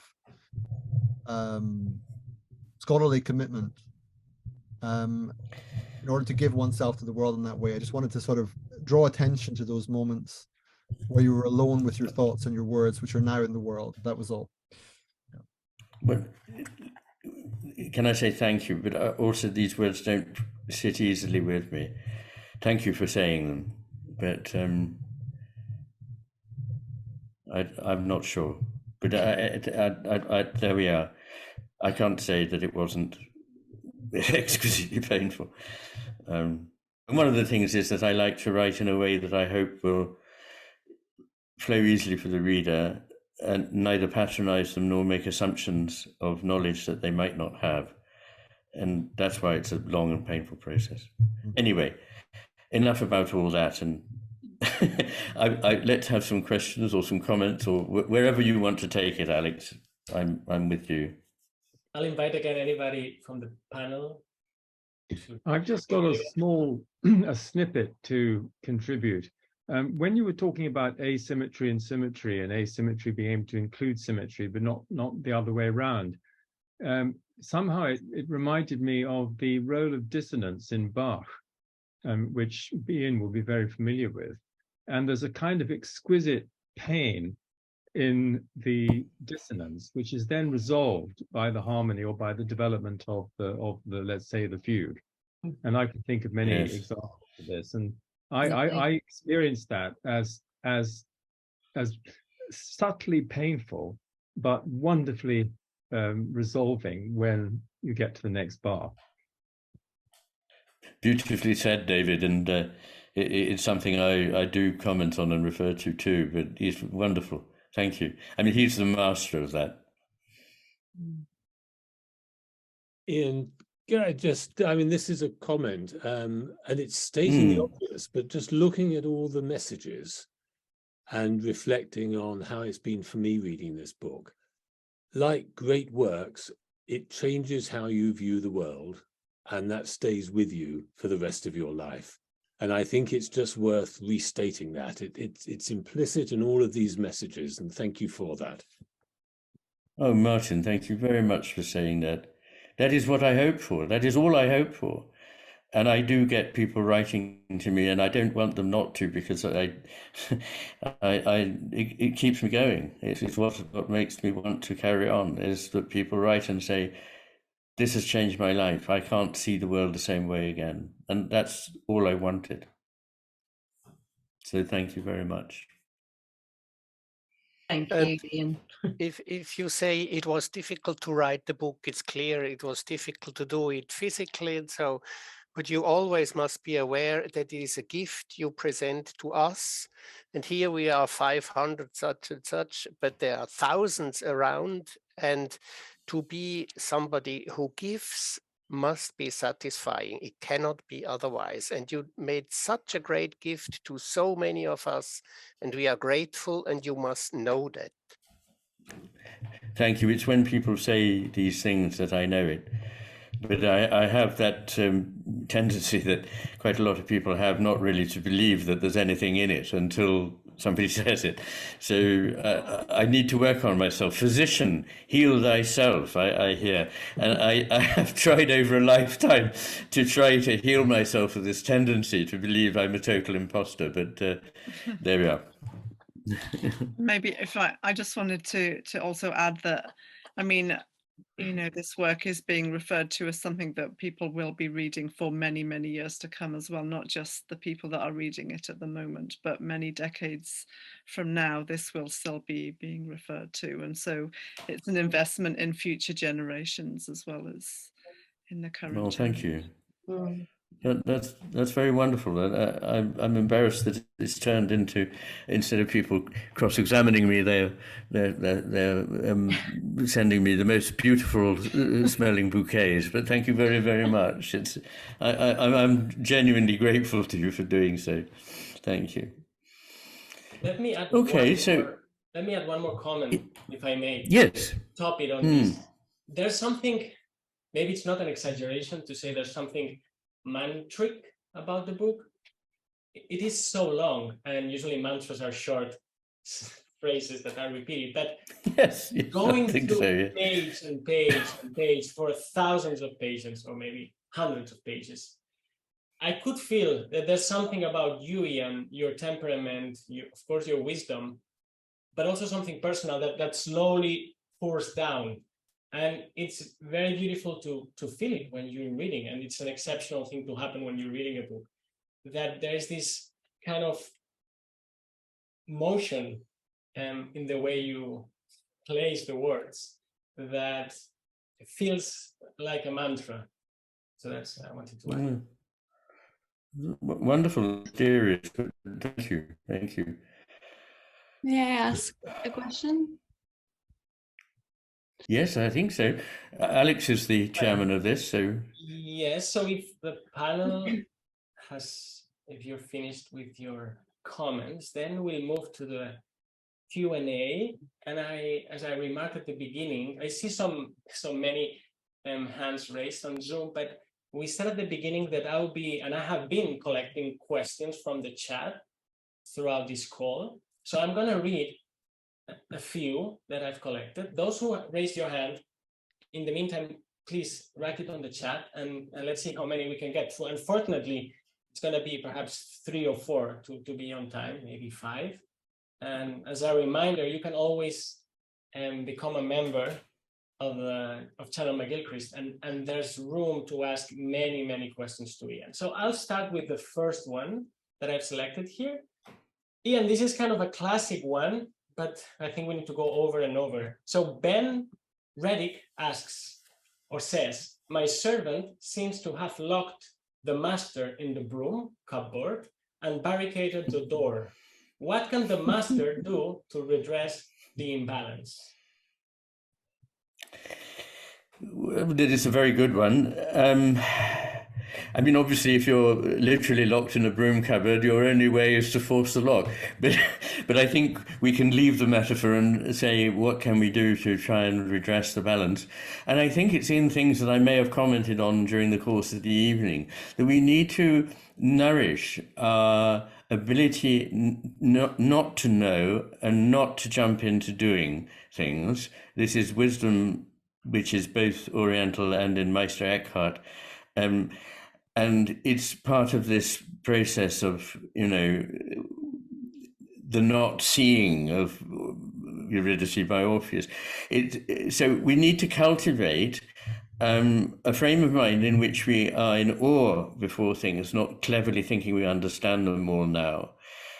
Cultivate our understanding of their beauty and complexity, both of the inanimate cosmos and the animate one. I mean, I ought to mention that I'm reading ahead of publication Jude Currivan's latest book. She's a physicist. You may know her book, The Holographic Universe, which I very much liked. But her description of the extraordinary way in which the universe evolved, and so purposefully, as far as one can see, towards an end. And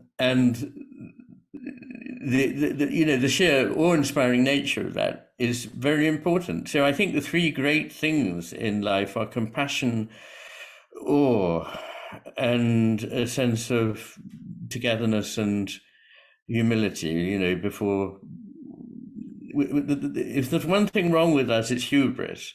It's those people who say, oh, we now understand it all. It's all little robots. My soul, it's just little robots.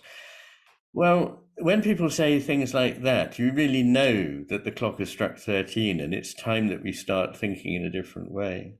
So I hope that will happen. Yes, thank you, Iain. Let's go for another one. So James Van Leeuwen asks or says, listening and wondering how to make a discourse like this far more public and accessible, especially for youth. I'm sure I'm not the only participant noticing the demography of this audience. Noticing the demographics. Oh, I see. Okay. Wonderful. One of the things that very, very much pleases me is that when I go and talk in public, that a lot of people are young, and they come up to me afterwards and say, this is amazing. Why did I not know this? And what can we do? So the motivation is there, I think. People need to be let out of the broom cupboard. They need to be let out of the prison of the mind they've been put into, and are being put into at the moment by their teachers who don't understand that science and maths are actually wonderful, fascinating, imaginative and beautiful exercises. This is borne out by the history of science and maths over and over again, and it's all in my book. So we need a radical shake-up here, and I'm very pleased if there's some way that people can suggest to make this more public. I mean, it's a free event now. This can be put online. If you can send links to it once it goes up to people that you know, to teachers, to friends, and simply push the word around, I think that will do as much good as anything that anybody can do, really. I'm very, pleased and honored that you think that it's worth that. But if you do think it's worth that, that's what we should be doing. And certainly we'll put it up, of course, in a small way on Channel McGilchrist. You'll put it up on the Pari Center website.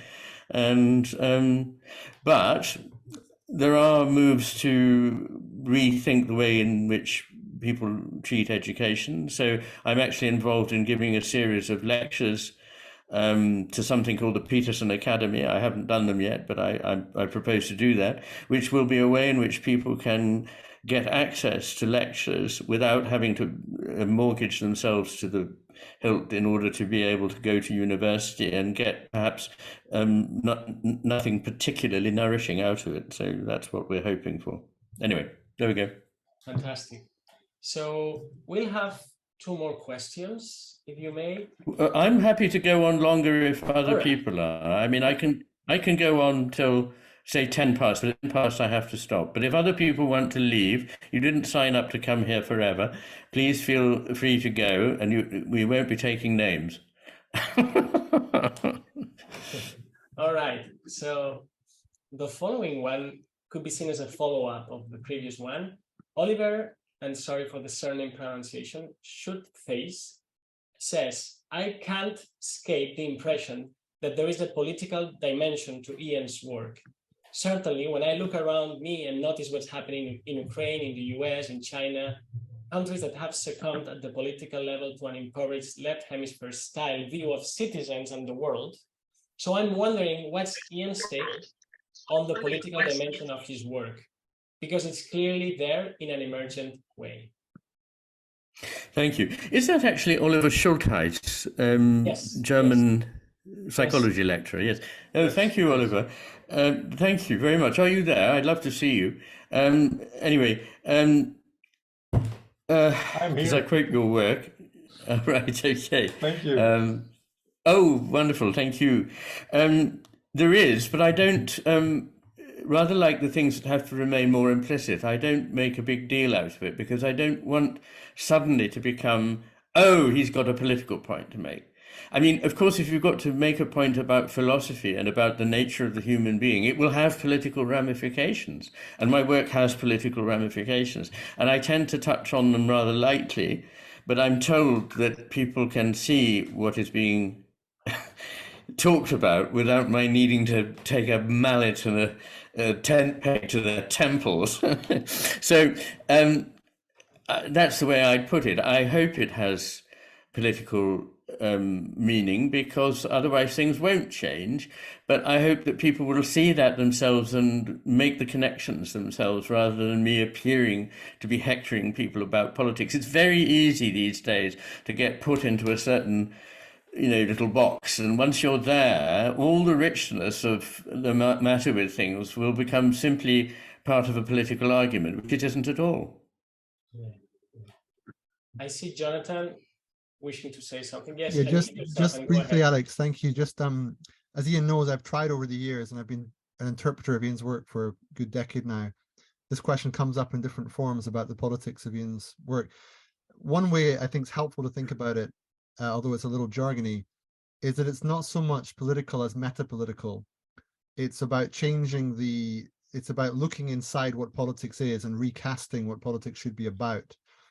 Clearly, there's a relationship between the left hemisphere and power, for example, and clearly there's a sort of vision of the world presented by the right, that is, by the right here, I mean the right hemisphere, not the right wing, that would, when you look through those lenses, the whole idea of the political spectrum should dissolve. A new set of priorities should come into being. If the cosmos is, as Ian describes it, particularly in the second volume, politics as we know it changes fundamentally.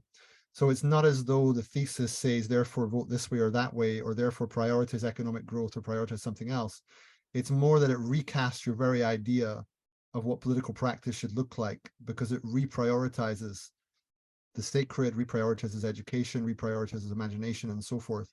And through that, a different kind of politics should arise. Thank you, Jonathan. That's what I would have liked to have said, but I couldn't have said it so eloquently and briefly. All right. So let's go for a different one, which I'm sure you've answered before, but I feel like bringing it in. Joe Pratt asks, could you please talk about the cover of your book, the painting that appears behind you sometimes? Thank you. Okay. Yes, of course I can. There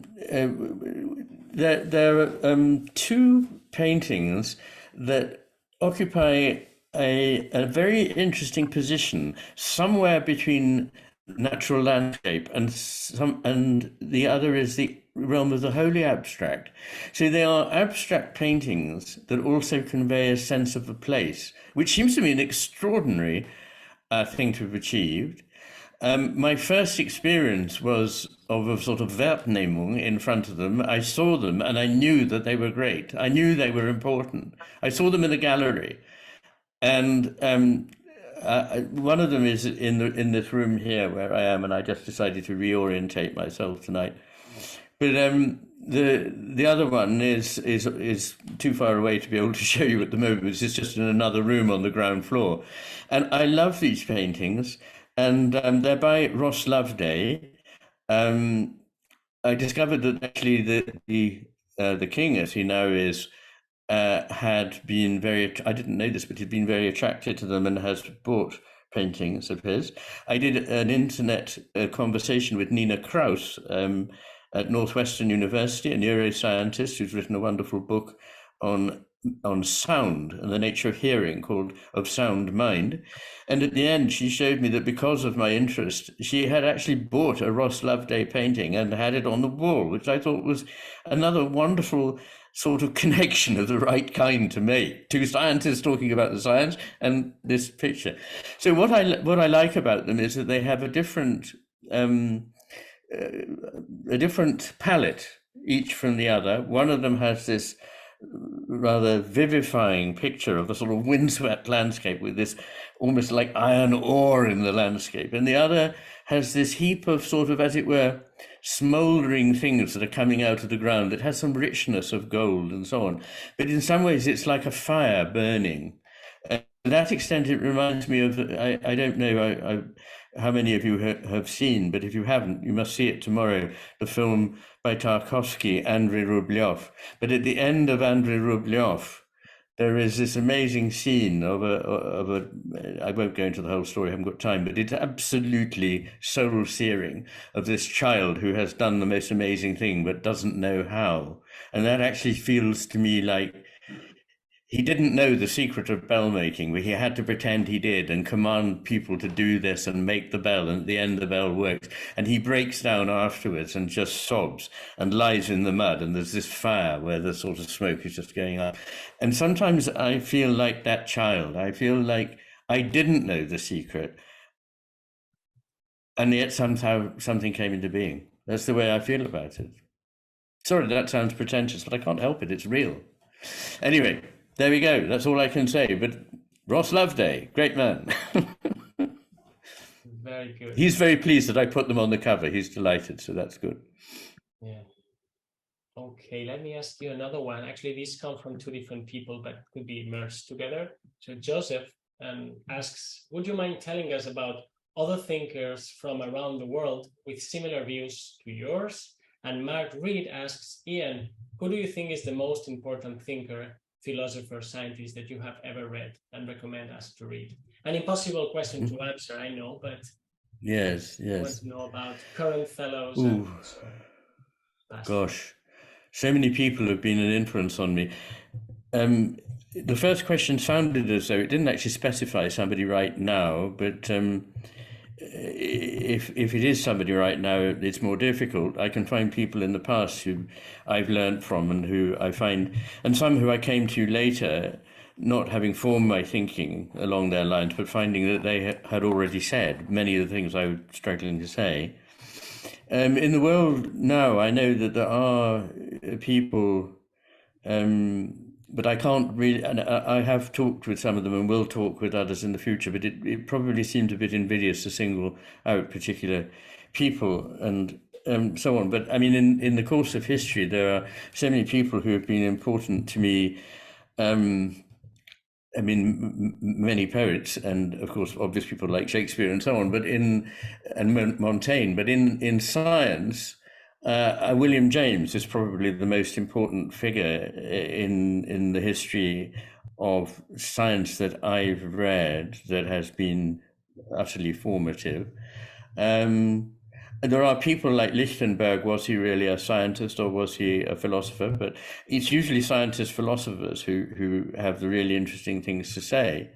And people like Bergson, who was a scientist and a philosopher. It's ironic that he's often thought of as anti-scientific. There's probably no philosopher of the era in which he lived who was more involved with science and maths than Bergson. And of course, he was not at all anti-scientific. But these are the sort of people that I've been very much conversing with in my head over the last 10 years, at any rate. And what was the other question? Or was it the same question? Well, so it was about current thinkers and also about thinkers that have marked you the most. So you've answered that one. Yes. Yes, I think I have. I mean, it becomes insidious. I mean, the pre-Socratic philosophers, above all Heraclitus, have been accompanying me all my life. The Taoist tradition, as interpreted by Alan Watts, because I can't speak Chinese, has been extremely influential for me. I don't know.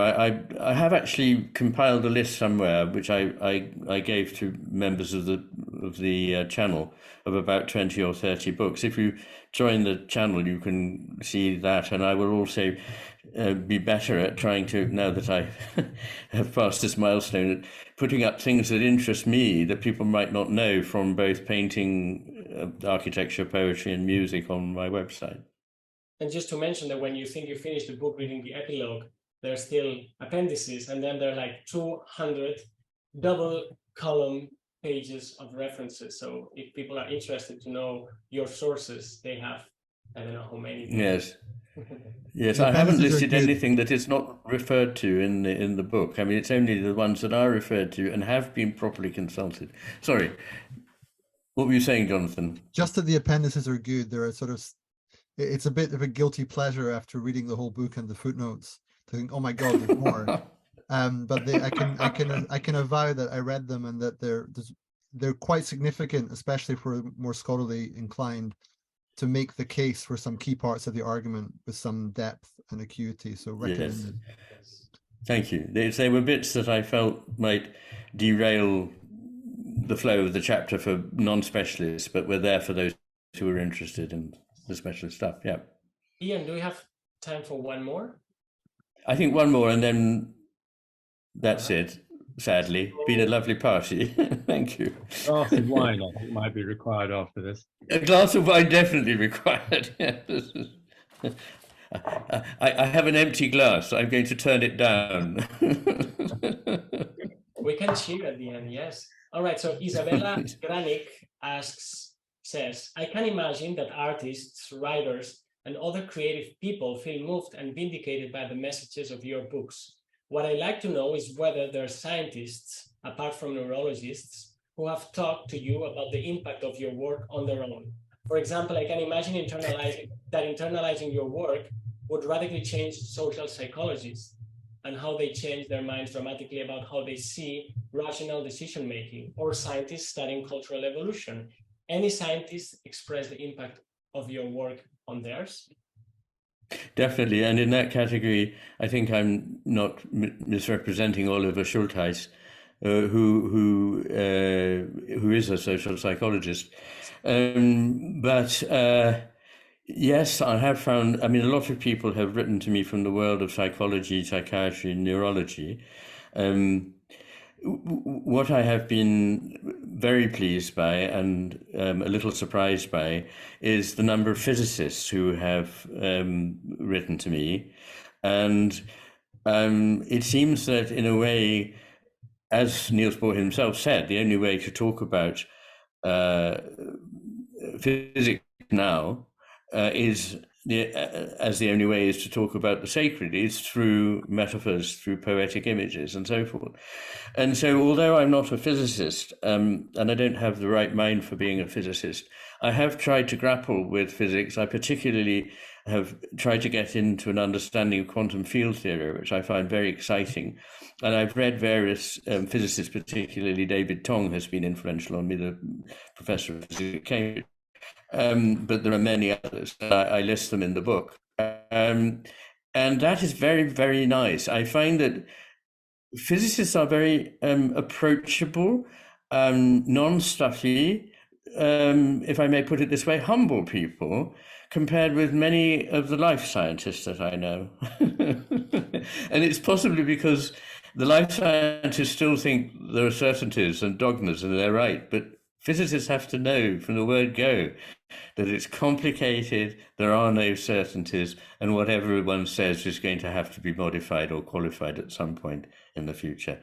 So there we are. Thank you very much.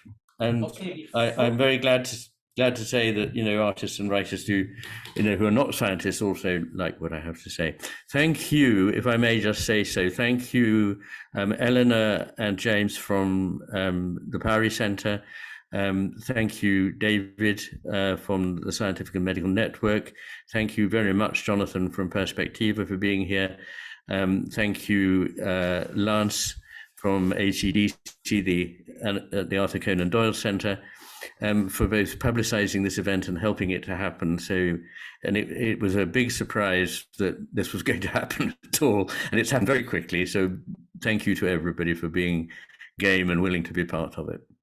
Before we close, we have a special announcement, Mary, if you may. Oh, yes, just yes, very we do. Briefly, we got carried away with the birthday celebrations, but the icing on the cake is that as a special present to the audience and members and everybody who comes to Iain's website, Channel McGilchrist, we're reducing the price of his book, The Matter with Things, for a limited period of 10 days. So the current Amazon price is £94.37. And on Iain's website, and I've just put the link in the chat, it's being reduced to £69.99 until the 20th of November. So it's just a little over, 10 days. So, but unfortunately, because the cost of couriering the copies of a 2-volume book weighing 3.5 kilos outside of the UK are prohibitive, the offer is only open to those with an address in the UK. And if you go to his website, and I've put the link in the chat, you can order it for a much reduced price. So it's a special thank you, a Christmas present really, from Iain, to say thank you. So you can take advantage of that for a few days. Very good. All right. So thank you, Iain. Thank you to the rest of the panelists, and thank you to the more than 500 people that have joined us, and also to the Pari Center team behind the scenes, making sure everything runs well. So I just want to add, Iain, may your words help us heal the world and ourselves. So thank you very much. Yes. Indeed. Thank you. Thank you. Be yourself the words and be yourself the being. Yes, the becoming. Thank you.